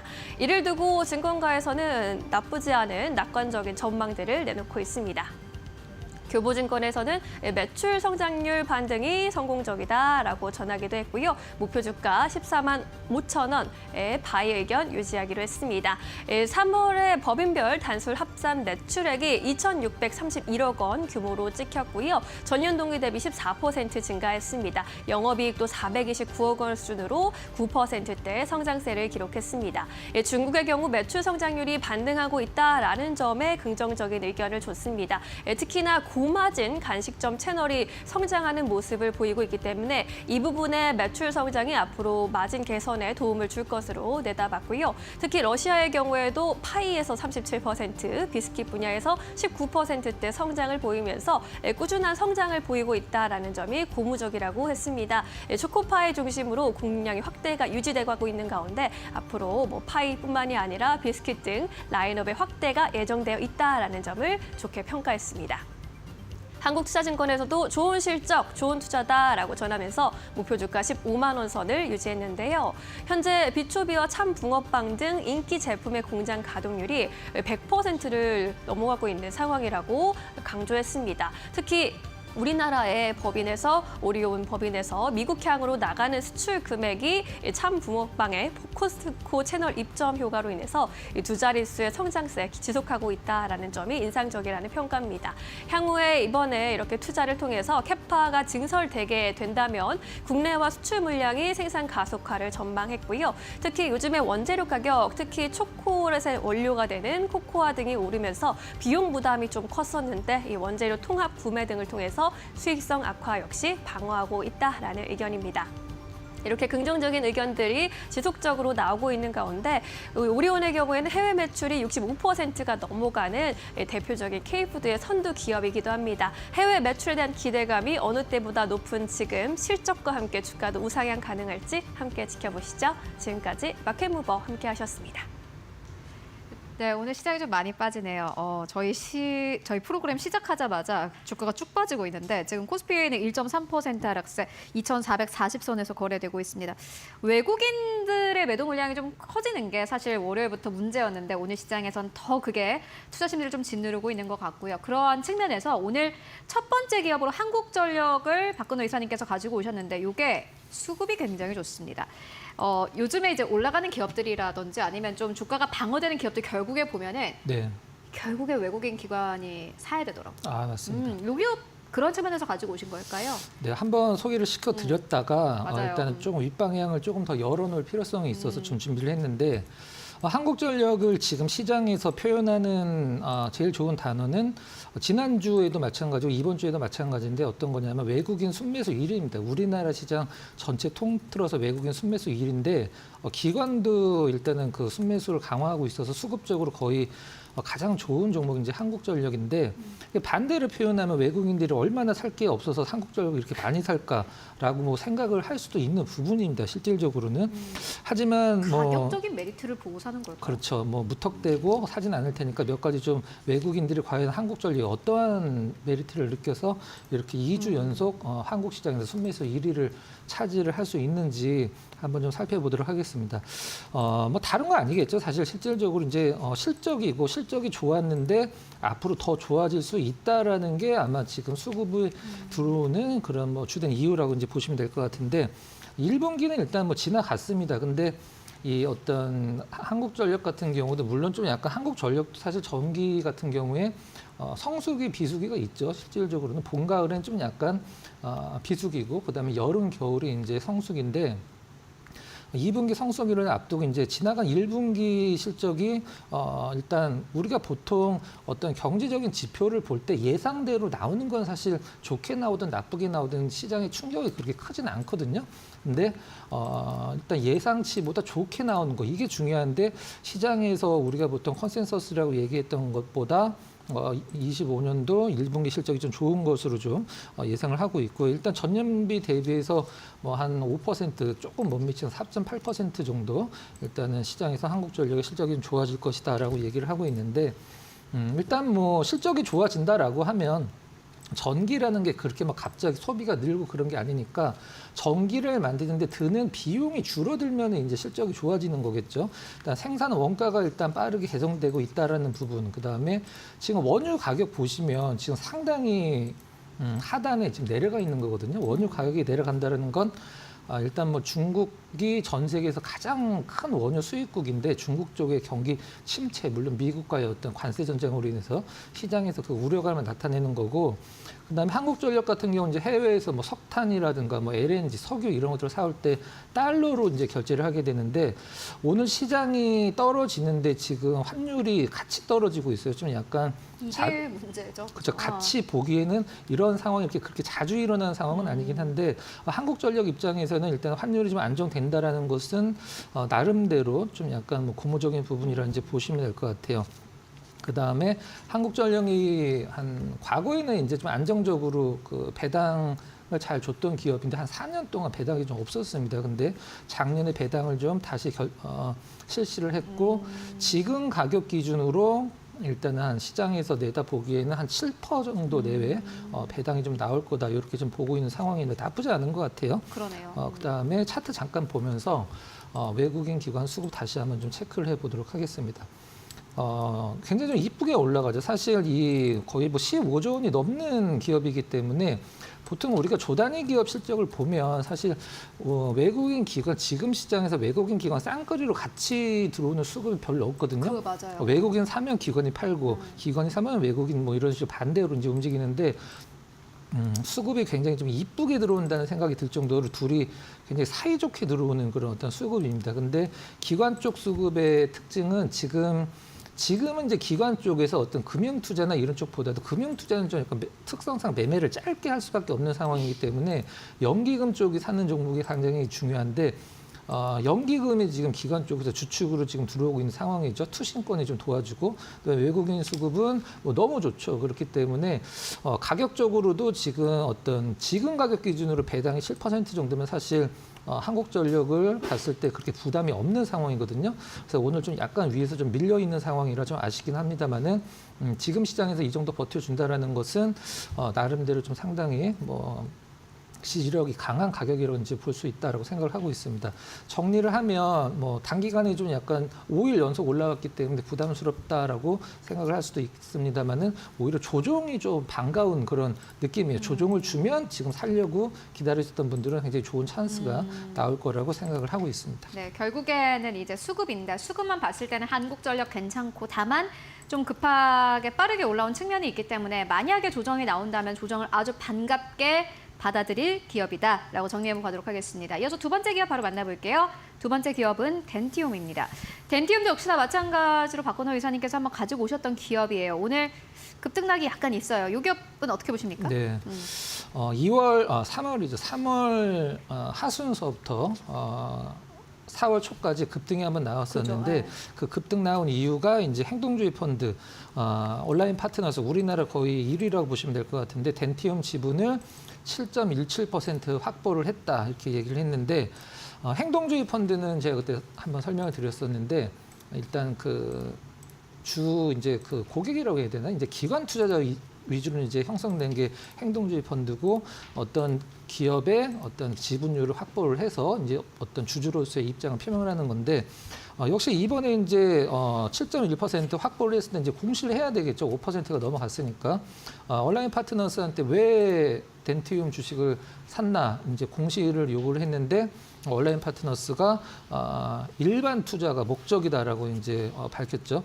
우리가 보통 일반 투자라고 하면 단순 투자가 있고 그 다음에 어떤 일반 투자, 그다음에 경영 참여 이렇게 세 가지로 나눌 수가 있는데 일반 참여 같은 경우는 이제 주주로서의 내가 목소리를 적극적으로 내겠다라는 거죠. 행동주의 펀드니까 뭐 당연한 부분이긴 한데 그럼 그게 덴티움에 어떤 도움이 되느냐? 사실 기업 입장에는 사실 그렇게 큰 도움은 안 되죠. 누군가 계속적으로 참견을 하는 쪽이 생기니까. 근데 주주 입장으로서는 좋을 수 있습니다. 왜 그러냐면 행동주의 펀드가 이렇게 일반 투자 목적을 갖고 어떤 주주로서의 목소리를 내겠다는 것은 무엇을 요구를 보통 많이 하냐면 배당, 그다음에 뭐 자사주 소각 이런 것들을 굉장히 요구를 많이 할 수밖에 없는 상황이거든요. 그러면 뭐 자사주 소각하면은 주주 입장으로는 뭐 어떻게 보면 제일 좋은 거죠. 그다음에 어떤 배당 성향도 높여라 그러면은 지금 덴티움 자리에서는 뭐 아쉬울 게 없는 그런 상황이고, 다만 덴티움 기업 내용 중에 좀 아쉬운 부분은 무엇이냐면, 저는 덴티움이 이제 과거에 우리나라 화장품 기업들을 좀 롤모델로 삼아야 된다고 생각을 하고 있는데, 그게 무슨 말이냐면 지금 화장품 기업들 중에 좀 잘 되고 있는 기업들은 과거에 중국 사업에 치중하다가 힘들었다가 이제 미국이나 유럽 쪽으로 이제 어떤 그 행보를 넓힌 기업들이 지금 다 잘 되고 있거든요. 근데 덴티움 같은 경우는 지금 매출 자체가 50%가 중국이기 때문에 이 부분 때문에 지금 매출이 좀 약간 줄어들 상황. 매출은 늘었는데 영업이익이 좀 깎였죠. 우리나라에서 이제 보통 그 임플란트 하면 1위가 이제 오스템이고 2위가 덴티움이라고 하는데, 국내에서 이제 2위 자리를 좀 내줬죠. 메가젠 임플란트한테 2위 자리를 내주고 지금 3위로 밀려 있는 상황인데, 가장 중요한 게 이제 중국 시장이니까, 중국 시장이 덴티움한테 왜 중요하냐면 중국 시장 1위가 이제 오스템입니다. 그 다음에 2위가 이제 덴티움이고, 그 다음에 중국 시장 3위가 독일의 이제 스트라우만이라고, 우리가 보통 임플란트 하러 가면은 좀 비싼 게 좀 스트라우만이거든요. 근데 오스템이 그 다음으로 비싸고, 근데 여기서 좀 약간 그 중국 소비가 좀 줄어드니까 임플란트 소비가 줄어들어서 덴티움의 주가가 실적이 좀 약간 다운된 게 아니냐라고 할 수 있는데, 좀 약간 면밀히 살펴보면 약간 좀 재밌는 부분이 있습니다. 그게 뭐냐면 전 세계 1위 임플란트 이제 스트라우만은 지금 중국에서 실적이 굉장히 좋아지고 있거든요. 근데 지금 오스템이랑 덴티움만 좀 중국 쪽에서 매출이 떨어지고 있는 상황이에요. 요거는 조금 더 어떤 분석을 해보긴 해봐야 되긴 돈 하겠습니다. 많은 사람들만 지갑을 여나 봅니다. 네, 맞는 부분이 정확한 분석이네요. 그게 가장 좀 가능성이 높다라고 이제 보시면 될 것 같고, 아무래도 이제 그때 한번 설명드렸던 중국 특유의 어떤 정책 VBP 이제 한꺼번에 사서 그거를 이제 좀 더 싸게 보급하는 이런 부분들은 매출에는 도움이 되지만 영업이익에는 사실 도움이 안 되는 부분이기 때문에, 그 부분이 올해 말이나 내년 초에 이제 다시 2차가 준비되어 있는데 조금 더 좀 지켜봐야 될 것 같고, 아무래도 이제 중국 경기 부양이 된다라고 하면 화장품도 화장품이지만 사실 시적적인 부분은 네. 아마 임플란트 쪽이 가장 좀 강하게 올라오지 않을까라는 생각을 하고 있고, 지금 자리는 사실 그렇게 부담스러운 자리가 아니다. 이렇게 판단을 하도록 하겠습니다. 네, 덴티움까지 만나보고 왔습니다. 지금까지 박근호 의사와 함께 이야기 나눠봤습니다. 말씀 고맙습니다.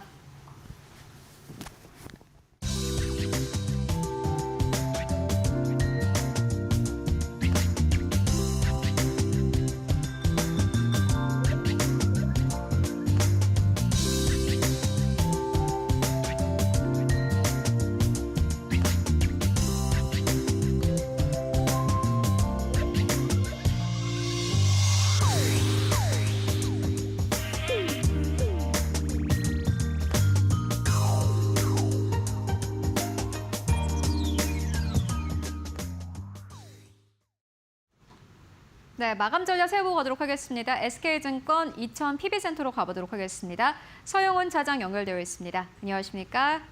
네, 안녕하세요. 네, 차장님 오늘 시장 마감 상황 어떻게 보고 계십니까? 네, 오늘 우리나라 시장은 뭐 엔비디아의 H20칩에 대한 중국 수출 제한 통보를 좀 받았다라는 소식들이 미국 시간 내에서 좀 발표가 나오면서 아시아 증시에 전체적인 영향을 좀 주었다라고 좀 볼 수 있겠습니다. 뭐 이로 인해서 오늘 삼성전자와 SK 하이닉스를 비롯한 반도체 대표 종목들이 좀 큰 폭의 좀 조정을 좀 받는 모습들을 좀 보였고요. 전반적으로 지수가 좀 조정을 좀 받는 모습을 보였습니다. 물론 지금 기술적인 흐름에도 봤을 때도 단기 상승에 따른 좀 조정이 나올 자리라고 좀 판단은 됩니다만, 현재 구간에서 일단 엔비디아발 이슈가 미국 정규 시장에는 아직 반영이 되지 않았다라는 점을 감안해 본다라면 시장에 대한 부분들을 좀 미리 반영한 조정이 나오지 않았나라고 좀 생각이 좀 드는 부분이고요.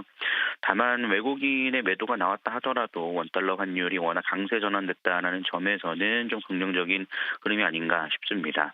반면에 이제 식품과 화장품과 같은 중국 소비와 관련된 소비 섹터에 대한 부분들은 상대적으로 좀 강세를 좀 보이는 모습이고 특히나 식품과 화장품 같은 경우에는 미국의 관세 관련해서는 영향이 크진 않을 것이다라는 리포트들이 나오면서 시장이 좀 긍정적으로 좀 반응을 한 모습이라고 좀 볼 수 있겠습니다.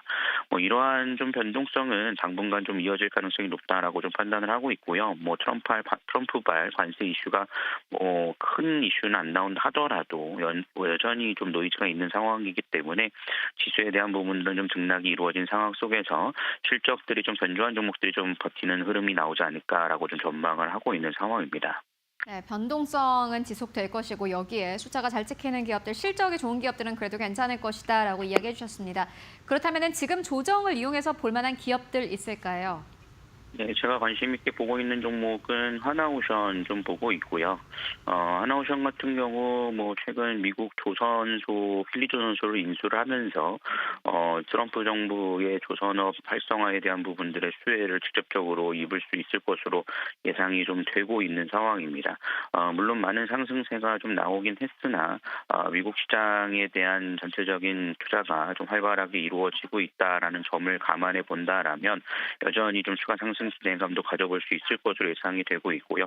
호주의 방산 조선 공급 업체인 오스탈그룹도 지분 3.9.5% 확보했다라는 점, 최근 HD 현대와 함께 필리핀의 수빅 조선소를 인수하고 있다, 검토를 하고 있다라는 점들도 감안해 본다라면 여전히 좀 모멘텀을 좀 받고 추가 상승도 기대해 볼 수 있지 않을까라는 점에서 조정 시에는 좀 관심을 가져볼 만하다라고 말씀드리겠습니다. 네, 알겠습니다. 한화오션에 대한 투자 의견 듣고 왔습니다. 말씀 고맙습니다. 네, 감사합니다. 네, 정규장 마감 동시효과 구간에 들어와 있습니다. 마감의 기술로 바로 이어가도록 할게요. 최영지 전문가 모셨습니다. 어서 오세요. 안녕하세요. 안녕하세요. 오늘 2시 기점으로 양지수의 낙폭이 훨씬 더 커져가는 느낌인데 오늘 시장 어떻게 바라보셨을까요? 네, 오늘 전반적으로 좀 쉬어가는 장세가 아니었나 싶습니다. 다만 단기 조정일지 지속적으로 약세 흐름을 보일지 그 부분을 좀 주목해서 보셔야 될 것 같은데요. 일단은 오늘 전반적인 흐름을 보자면 반도체 관련된 종목들 위주로 좀 약세 흐름을 보였습니다. 아무래도 반도체 관세와 관련해서 불확실성도 커졌고 밤사이에 엔비디아발 악재까지 터지게 되면서 반도체 관련된 종목들이 전반적으로 투심이 위축이 된 상황인데요. 일단은 관세율에 대한 것들은 다음 주에 발표가 될 걸로 보이고 엔비디아발 악재에 대해서 좀 설명을 드릴까 합니다. 안 그래도 미중 갈등이 심화되는 가운데 트럼프 행정부가 엔비디아의 AI칩 H20에 대해서 중국 수출을 무기한으로 제한을 하겠다라는 소식이 들려왔습니다. H20 같은 경우에는 고사양 AI 칩으로 알려져 있는데요. 사실상 중국에서 수출이 가능했던 제품이기는 합니다. 이번에 만약에 이렇게 수출 제한이 지속이 된다면은 알리바바를 비롯해서 텐센트 등 중국 기업의 주문량이 22조 원 정도인데 공급이 불가할 것으로 보이고 이에 따라서 엔비디아는 손실을 볼 가능성이 더 높아진 상황입니다. 만약에 수출 제한이 지속이 된다면은 1분기 기점으로 해서 엔비디아는 7조 원 정도 손실이 예상이 되는 상황인데요. 이번에 이렇게 수출을 제한하는 근거에 대해서는 국가 안보 때문이라고 언급을 했습니다. 하지만 이 관세 이슈 이후에 미중 갈등이 점차 심화된다는 것들이 이런 이슈를 통해서 반영이 되고 있다라고 볼 수가 있고요. 미국 같은 경우에 사실 2022년부터 AI 칩 대중 수출을 단계적으로 제한을 하고 있었습니다. 하지만 이렇게 강력하게 또 이야기를 하게 된 거죠. 이에 따라서 사실 우리나라 관련해서는 두 가지 리스크를 해석을 해볼 수가 있습니다. 첫 번째로는 중국 관련된 것들인데요. 대중 수출에 대한 부분들입니다. 사실 우리나라의 경우 대중 수출에서 중간재가 차지하는 비중이 70%에서 80% 정도입니다. 이게 뭐냐면은 반도체라던가 디스플레이 패널에 이용이 되는 소재나 아니면 부품에 대한 것들인데요. 만약에 중국 쪽에서 이번에 엔비디아 이슈로 인해서 공급망에 차질이 생기게 된다면은 우리나라 수출도 악화될 가능성이 높습니다. 그리고 두 번째 리스크에 대한 것들은 미국에 대한 것들이겠죠. 당연히 이번에 엔비디아가 실적 악화가 예상이 되는 가운데 우리나라 같은 경우는 엔비디아 직접 관련 종목들이 있죠. SK 하이닉스라던가 한미반도체 이런 종목들이 있는데요. 엔비디아 실적이 악화됨에 따라서 이 관련된 종목들 또한 직접적으로 영향을 받을 가능성이 높습니다. 그래서 우리나라는 정말 수출 의존도가 높은 국가이기 때문에 미국과 중국 갈등이 심화됨에 따라서 특히 반도체는 점차 좀 타격을 입을 가능성이 높다라고 볼 수가 있습니다. 그래서 이와 관련된 내용들을 꼼꼼히 살펴봐야 될 것 같고요. 다음 주에 관세율에 대한 부분들도 참고를 하셔야 될 것 같습니다. 그리고 관세 이슈를 피해가는 섹터들도 계속해서 주목을 해보시는 게 좋을 것 같은 게 게임주라던가 엔터주 이런 종목들은 금리나 국면에서 또 상승을 할 가능성이 높은 섹터이기 때문에 지속적으로 관심이 필요하다라고 말씀을 드리도록 하겠습니다. 네. 지금으로서는 계속해서 관세 이슈의 눈치를 볼 수밖에 없는 상황인데 트럼프 미국 대통령이 오락가락 관세 정책에 또 변동성이 확대되면서 피로감이 많이 쌓인 상태입니다. 여기에 간밤에 뉴욕 증시 하락에 또 연동이 되면서 우리 증시도 결국 하락 마감할 것으로 보이고요. 오늘 특히 마감에 가까워지면서 하락폭을 더 키우는 모습이 포착되기도 했습니다.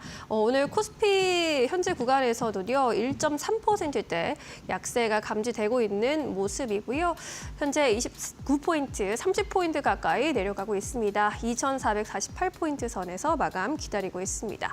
오늘 코스닥의 경우에도 1.8%, 거의 2% 가까이 끌어내려지고 있고요. 오늘 이 거래일만에 또 장중에 700선을 내주기도 했습니다. 오늘 장중 저점 698포인트까지 내려갔는데 현재도 저점 구간에서 마감을 기다리고 있는 모습이고요. 13포인트 가까이 전일 대비 끌어내려지고 있습니다. 코스피 200의 경우에도 1.4%대 약세로 마감을 기다리고 있습니다.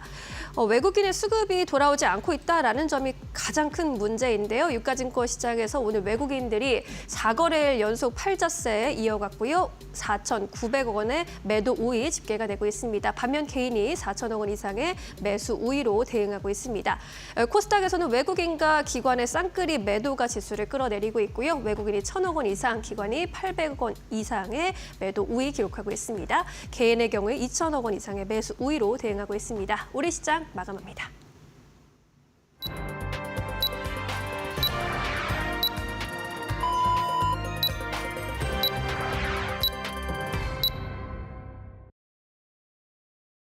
네, 4월 16일 수요일장 모두 다 마무리가 됐습니다. 여러분들 오늘도 고생 많으셨습니다. 오늘 시장이 또 대응하기가 쉽지 않았습니다. 월요일과 화요일 시장, 양 시장이 모두 다 올라줬기 때문에 오늘 시장에 대해서도 기대를 하셨을 법한데 오늘 양 시장은 시간이 가면 갈수록 약세장으로 더 그 낙폭을 키워갔습니다. 코스피도 마찬가지고요. 코스닥도 마찬가지입니다. 외국인 수급은 계속해서 빠져나가고 있는데 이게 문제인 게 월요일과 화요일 시장에서도 사실 지수는 좋았는데 외국인 수급은 연이어서 빠져나가고 있습니다. 한국 시장에 대한 메리트를 느끼지 못하고 있는 것일까요? 원달러 환율도 현재 점차 하향 안정화가 되고 있지만은 수급이 전혀 개선되고 있지 않습니다. 오늘 어느 정도에서 마감했을까요? 마감 지수 상황 바로 만나보시죠. 네, 오늘 코스피 코스닥, 코스피는 1.2% 넘게 빠지면서 2,447선에서 거래를 마감을 했습니다. 결국에는 오늘 시장은 보시다시피 거의 저점 부근에서 거래를 마감을 했습니다. 2,450선이 깨지면서 거래를 마감한 것이 좀 아쉽고요. 코스닥도 1.8% 이상 하락하면서 700선을 눈앞에 두고 거래를 마감을 했습니다. 700선이 결국에는 깨졌는데 699선까지 떨어졌습니다. 달러에 대한 원화의 환율은 1,420원대에서 여전히 머물고 있습니다. 어제와 거의 다르지 않는 수준으로 거래를 마감을 했고요. 시가총액 1위권부터 5위권까지를 함께 만나보시죠. 네, 삼성전자, SK하이닉스가 3% 이상의 낙폭을 기록을 했습니다. 미국 정부가 엔비디아에 H100을 중국에 수출하지 말라라고 통보를 했다라는 소식이 간밤 뉴욕 증시가 마감되고 나서 다시 한번 발표가 됐습니다. 그렇기 때문에 삼성전자, SK하이닉스 조금 더 빠졌는데요. 보시다시피 삼성전자가 3.3% 이상의 하락세 54,700원대, SK하이닉스가 3.6% 넘게 하락하면서 17만 원대까지 빠졌습니다. 미국이 엔비디아에게까지 이렇게 중국의 반도체 수출을 막는 것을 봐서는 아마 한국 쪽으로도 어떠한 제재가 들어올 것으로 보여집니다. 그렇기 때문에 시장에서 약간의 좀 오늘 시장에서 투자 심리가 크게 꺾인 것으로 보여지고요. 다만 이외의 기업들은 괜찮습니다. LG엔소, 약부합권 3박 1% 하락세, 현대차 어제 또 크게 오른 만큼 오늘 조정이 2%대 나왔습니다. 6위권부터 10위권까지를 함께 만나보시죠. 한화 에어로스페이스는 여전히 순항 중입니다. 2% 넘게 반등이 다시 한번 강력하게 나왔고요. 78만 8천 원대까지 올라갔습니다. 어제는 약간의 조정이었습니다만 오늘 시장 다시 한번 반발 매수세가 아주 강력하게 유입되고 있습니다. 방산과 조선은 사실 최근에 상승폭 생각하면 이 조정의 폭도 크지 않고 있는 상황이고요. 여기에 더불어서 실적에 대한 기대감도 함께 나오면서 계속해서 주가 상승 자체가 강력하게 나타나고 있습니다. KB금융이 놀라운데 2.5% 넘게 상승하면서 다시 한번 8만 원대까지 올라갔습니다. 금융주 쪽으로는 최근 들어서 기관의 수급이 들어오는 게 굉장히 특징적이고요. 셀트리온과 기아는 오늘 조정으로 거래 마감했습니다. 11위권부터 15위권까지를 함께 만나보시죠. 네, 오늘 KB금융이 보시다시피 시가총액 한 계단 더 위로 올라갔고 HD현대중공업이 오늘 시장에서 약보합에서 거래 마감했습니다. 35만 3천 원대. 네이버는 강보합권, 신한지주 보시다시피 KB금융과 함께 1%대 강세를 나왔습니다. 한화오션도 오늘 2%대 조정, 현대모비스 0.8% 조정받으면서 거래를 마감을 했습니다. 코스피 1위권부터 15위권까지 봤을 때 금융주도 오늘 시장에서 아주 강력한 반등이 나왔고요. 한화 에어로스페이스 혼자 순항 중입니다. 코스닥 쪽은 어땠을까요? 코스닥 1위권부터 5위권까지를 함께 만나보시죠. 알테오제는 3%대 조정, 오늘 보시다시피 36만 6,500원대에서 거래 마감했고요. 에코프로 BM은 2.6%대 조정 나왔습니다. 97,400원대. 3위권에 위치해 있는 HLB 오늘 다시 한번 상승 탄력이 강하게 나타났는데 전체 지수 대비해서 아주 좋습니다. 0.5%대 상승. 어제 또 외국인들의 수급이 들어오기도 했는데 오늘 다시 한번 54,400원대까지 고점을 높였고요. 에코프로 3.5%대 조정, 레인보우 로보틱스 4%대 조정 나왔습니다. 1위권부터 5위권까지 봤을 때 오늘 좀 강력한 조정이었다. 라는 생각이 들고요. 6위권부터 10위권까지는 더 함께 정리해보고 가도록 하겠습니다. 휴젤과 클래시스는 여전히 강합니다. 휴젤은 계속해서 조용히 조금씩 올라오고 있는 상황이고 강보합권 33만 2천 원대에서 종가 형성했고 클래시스가 2%대 상승 62,700원대에서 거래를 마감을 했습니다. 파마리서치는 최근 들어서 약간 좀 조정이 나오고 있는데 오늘은 보시다시피 36만 원대 깨지고 35만 9천 원대까지 떨어졌습니다. 리가켄바이오도 4%대 조정, 펩트론이 4%대 조정 나오면서 1위권부터 10위권까지 봤을 때 제약은 거의 다 조정이었고요. 제약 안에서도 좀 미용과 관련된 기업들은 여전히 순항 중인 것으로 나타났고 여기에 더불어서 오늘 시장에서 로봇주도 역시나 마찬가지로 강력한 조정으로 거래 마감했습니다. 네, 지금까지 코스피 코스닥 마감 상황 함께 살펴보고 왔습니다. 네, 오늘 양대 지수는 결국 1%대 하락세로 동반 하락 마감했습니다. 글로벌 투자은행 IB 모건 스탠리에서 오늘 장중에 한국의 국내 총생산 GDP 성장률 전망치를 0.2%포인트 내리면서 1%로 조정한다고 밝혔습니다. 미국발 관세 불확실성이 장기화되고 있고 글로벌 무역 위축이 비관적인 전망을 연장할 것이다라고 했는데요. 이러한 부분도 오늘 양시장 하락에 영향을 준 것으로 보이고 있습니다. 이 시점에서도 어떤 전략을 세워봐야 할지 이야기 나눠보도록 하겠습니다. 전문가님, 목요일 이제 말씀해 주셨던 금통위가 다가오네요. 결과가 내일 나오겠어요. 네, 맞습니다. 내일 금융통화위원회에서 기준금리가 결정이 될 예정입니다. 이에 따라서 여러 가지 이야기들이 언급이 되고 있는데 지금 상황에서는 채권 전문가 88% 정도가 금리 동결에 대해서 언급을 하고 있는 상황입니다. 아무래도 관세부가 이슈로 인해서 물가 상승 가능성이 높고 거기에다가 원달러 환율도 잡히지 않은 상황에서 우리나라와 미국 간의 금리 차가 점차 벌어짐에 따라서 원달러 환율이 추가적으로 상승 가능성이 높은 만큼 동결 가능성에 대해서 언급을 하고 있는데요. 다만 5월 달에는 인하 가능성이 더 높다라는 얘기들도 많이 나오고 있습니다. 저 같은 경우에는 4월에 인하를 하든 5월에 인하를 하든 어쨌든 인하하고 있는 국면에서 계속해서 우리는 인하 관련된 수혜 섹터를 주목을 해봐야 된다라고 생각을 하고 있고요. 원달러 환율 관련해서 좀 얘기를 해보자면 최근 들어서 원달러 환율이 변동성이 많이 확대가 되고 있는 상황입니다. 특히나 미국의 경우에는 올해 들어서 금리를 계속해서 동결을 했는데 우리나라는 2월 달에 금리 인하를 하게 되면서 더 격차가 커지게 됐죠. 그렇게 되면 당연히 달러의 가치가 올라가게 되고 원화 가치는 하락하게 되면서 원달러 환율은 상승세를 보일 수밖에 없습니다.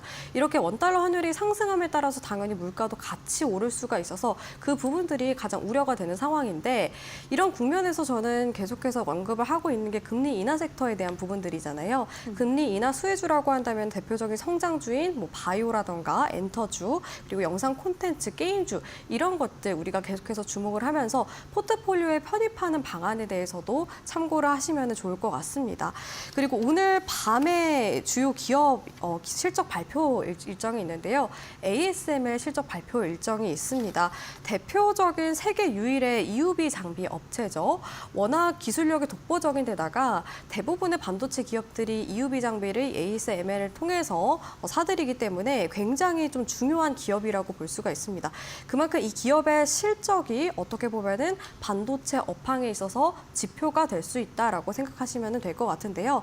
다만 ASML의 경우에는 워낙 기술력도 독보적인 데다가 좀 독점을 하고 있는 기업이다 보니 관세 부과 이슈에 따라서 영향을 크게 받지는 않을 걸로 보입니다. 다만 이런 와중에 만약에 실적이 악화가 된다면은 전반적인 반도체 업황이 악화되는 상황이다라고 판단을 할 수가 있어서 그런 우려에 대한 부분들이 언급이 되고 있는데요. 작년의 경우 ASML이 매출액이 40조 원 정도였고 시가총액이 한 400조 원까지 올라갔습니다. 그리고 2025년 전망치의 경우에는 48조에서 56조 정도 매출이 기록할 걸로 보이는데 이 예상치에 대한 부분들과 가이던스에 대한 부분들이 부합하는지 참고를 하셔야 될 것 같고요.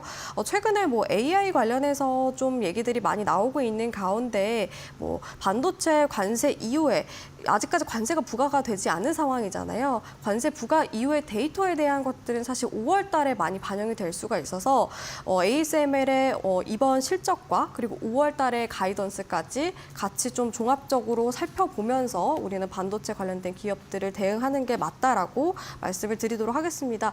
그래서 저 같은 경우에는 다음 주까지 반도체 방향성이 우리나라 시장을 결정할 걸로 보고 있는데 ASML과 다음 주 관세율에 대한 것들 이 두 가지를 가장 중점적으로 보신다면은 조금 더 전략에 참고를 할 수 있지 않을까라고 말씀드리겠습니다. 네, 간밤 미국에서도 그랬고 오늘 우리 증시에서도 반도체주 주가가 일제히 두들겨 맞았는데 이 트럼프 행정부의 수출 규제 소식이 또 있었죠. 이제 이 뉴스를 좀 ASML이 돌려줄 수 있을지 부분에 주목해 볼 수 있을 것 같은데 실적이 막상 잘 나오더라도 5월 가이던스가 좋지 않으면은 또 하락할 여력도 있을 것 같습니다. 이 실적 발표 내용 잘 뜯어서 살펴보시면 좋겠습니다. 자, 그럼 이제 내일장 시초가 공략주로 넘어가 보도록 할게요. 섹터를 어떤 섹터로 주목해보고 계신지도 궁금하고요. 어떤 종목을 골라보셨을까요? 네, 오늘은 로봇 관련된 종목을 가지고 왔는데요. 에브리봇을 가지고 왔습니다. 최근 들어서 조기 대선을 앞두고 정책 관련된 종목들이 계속해서 부각이 되는 가운데 특히 AI와 로봇 관련된 종목들 시장에서 강하게 떠오르고 있습니다. 대표적으로 주도했던 게 로보로보가 있었는데요. 저는 로보로보보다는 에브리봇이 가격적인 측면에서 메리트가 있다라고 생각이 들어서 에브리봇을 가지고 왔습니다. 에브리봇의 경우에는 대표적인 청소기 로봇 관련된 종목인데요. 에브리봇이 최근 들어서 모멘텀이 좀 다양하게 나와줬습니다. 특히 케어로봇과 관련해서 디자인 국책과제 2단계 승인 소식이 있었는데요. 이게 뭐냐면은 산업통상자원부에서 주관을 해서 디자인 산업 기술 개발 사업에 2단계 승인을 획득을 했고 기술력을 인정받으면서 정부 쪽에서 지원을 받게 됐습니다. 이에 따라서 2025년부터 27년까지 2단계 사업을 진행을 하게 되는데요. 2단계의 경우에는 로봇과 스마트홈 제품 간의 연동 기술을 개발을 할 걸로 보입니다. 그리고 키즈케어 로봇뿐만 아니라 실버라던가 펫케어 이런 로봇들까지도 사업 다각화에 나설 걸로 보이는데요. 그런 만큼 기대감이 커졌다라고 볼 수가 있고요. 그리고 에브리봇의 경우에는 프리미엄 제품들이 최근 들어서 좀 실적 개선에 대한 기대감이 커지면서 점유율 성장이 기대가 됩니다. 이번에 에브리봇이 창립 10주년을 맞이해서 프리미엄 로봇인 최상위급 AI를 올인한 로봇 청소기 Q9을 반값으로 할인한다라는 소식이 들려왔는데요. 공격적인 마케팅을 진행하게 된 겁니다. 그래서 기존 가격에서 이제 138만 원 정도였는데 69만 원대로 판매가 됐고요. 이렇게 가격적인 측면에서 할인이 들어가게 되면은 매출이 크게 늘어나지 않는 것 아니냐라고 생각하시는 분들 많이 계실 것 같은데 프로모션 측면에서 인지도가 굉장히 높아질 가능성이 높고요.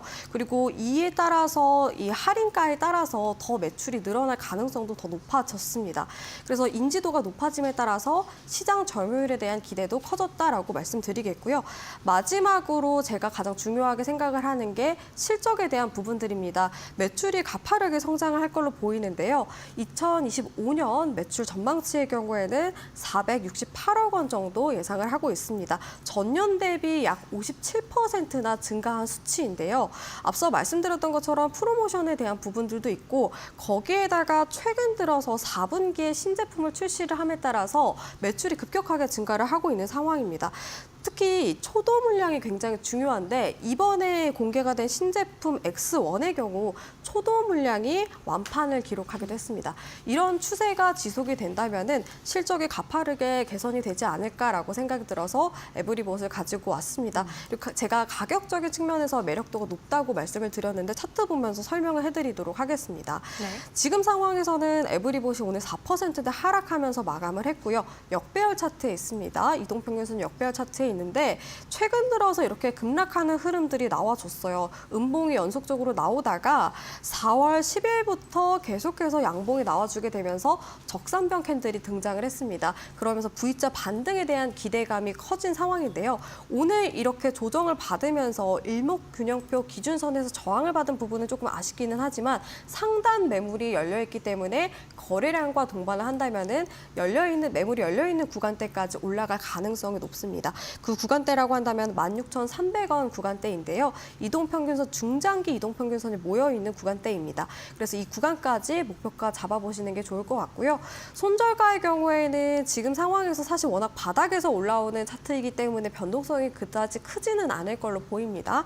다만 전저점 구간까지 밀리게 되고 이 구간에 이탈을 하게 되면 추가적인 조정을 예상을 해봐야 될 것 같은데요. 그래서 전저점 구간이 11,800원을 손절가로 제시를 해드릴 건데 다만 이 구간대까지는 내려올 가능성이 전 적다고 생각을 하고 있어요. 왜냐하면 차트를 확대를 했을 때 매물이 몰려있는 구간대가 있는데 이 구간대까지 이격이 좁혀지면서 좀 주가가 많이 상승 탄력을 받으면서 올라올 가능성이 더 높다라고 보고 있거든요. 그래서 목표가와 손절가에 대한 부분들 참고하시고 제가 말씀드렸던 3가지 투자 포인트도 참고하시면 좋을 것 같습니다. 네, 가격 메리트가 있는 로봇주 에브리봇 짚어주셨습니다. 현재 넥스트레이드 애프터마켓에서 13,820원에 거래되고 있습니다. 오늘 여기까지 이야기 들을게요. 고맙습니다.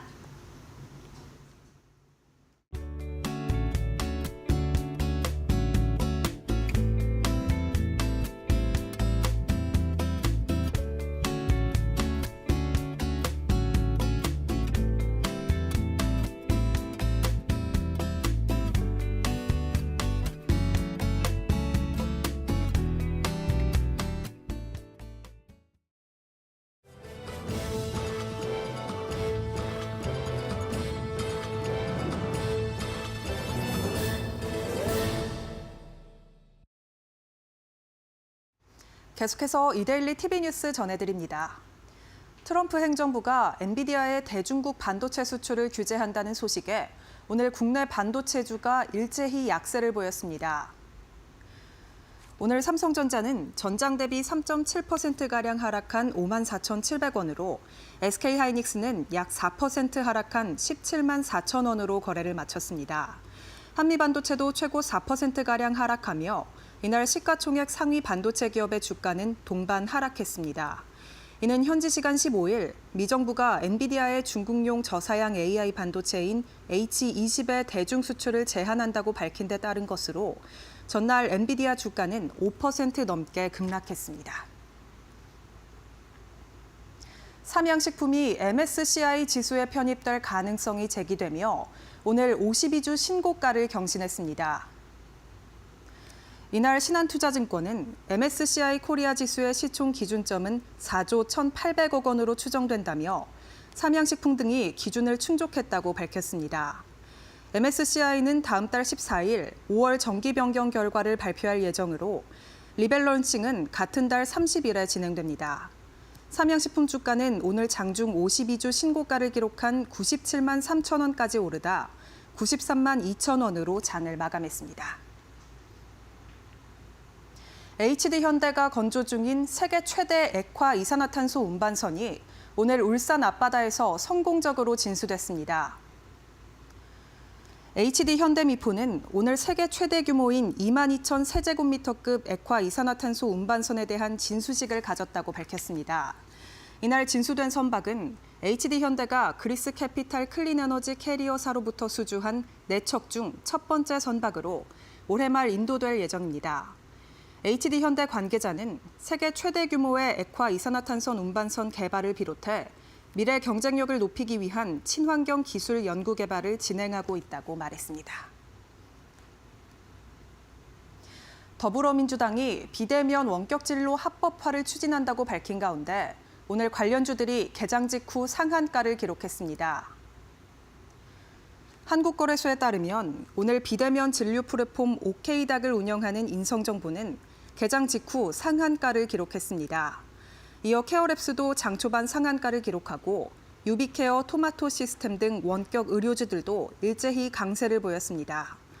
이러한 강세는 전날 더불어민주당이 국내 의료 AI 서비스 확산을 위한 비대면 원격 진료 서비스 합법화 방안을 당의 핵심 정책 과제로 제안했기 때문으로 풀이됩니다. 농림축산식품부가 45개국의 바이어를 초청한 상담회를 개최하며 K푸드 플러스의 해외 판로를 확장합니다. 농식품부는 오늘부터 17일까지 한국 농식품과 농산업 제품을 포괄하는 K푸드 플러스의 수출 상담회를 양재 AT센터에서 개최한다고 밝혔습니다. 이번 상담회는 전 세계 45개국 133개 바이어와 국내 수출 기업 260개사 등 총 393개사가 참여하는 대규모 행사로 신규 거래선 발굴을 지원하는 것을 골자로 개최됩니다. 송미령 농식품부 장관은 이번 행사가 수출 기업에겐 글로벌 시장으로 넓게 도약할 수 있는 발판이 되고 바이어에게는 한국의 농식품과 농산업 제품을 현지에 널리 알리는 좋은 기회가 될 것이라고 말했습니다. 지금까지 이데일리 TV뉴스 전해드렸습니다. 네, 오늘 저희가 준비한 소식은 여기까지입니다. 저희는 내일 더 유용한 투자 정보와 함께 찾아뵙겠습니다. 네, 시청해주신 여러분 모두 고맙습니다.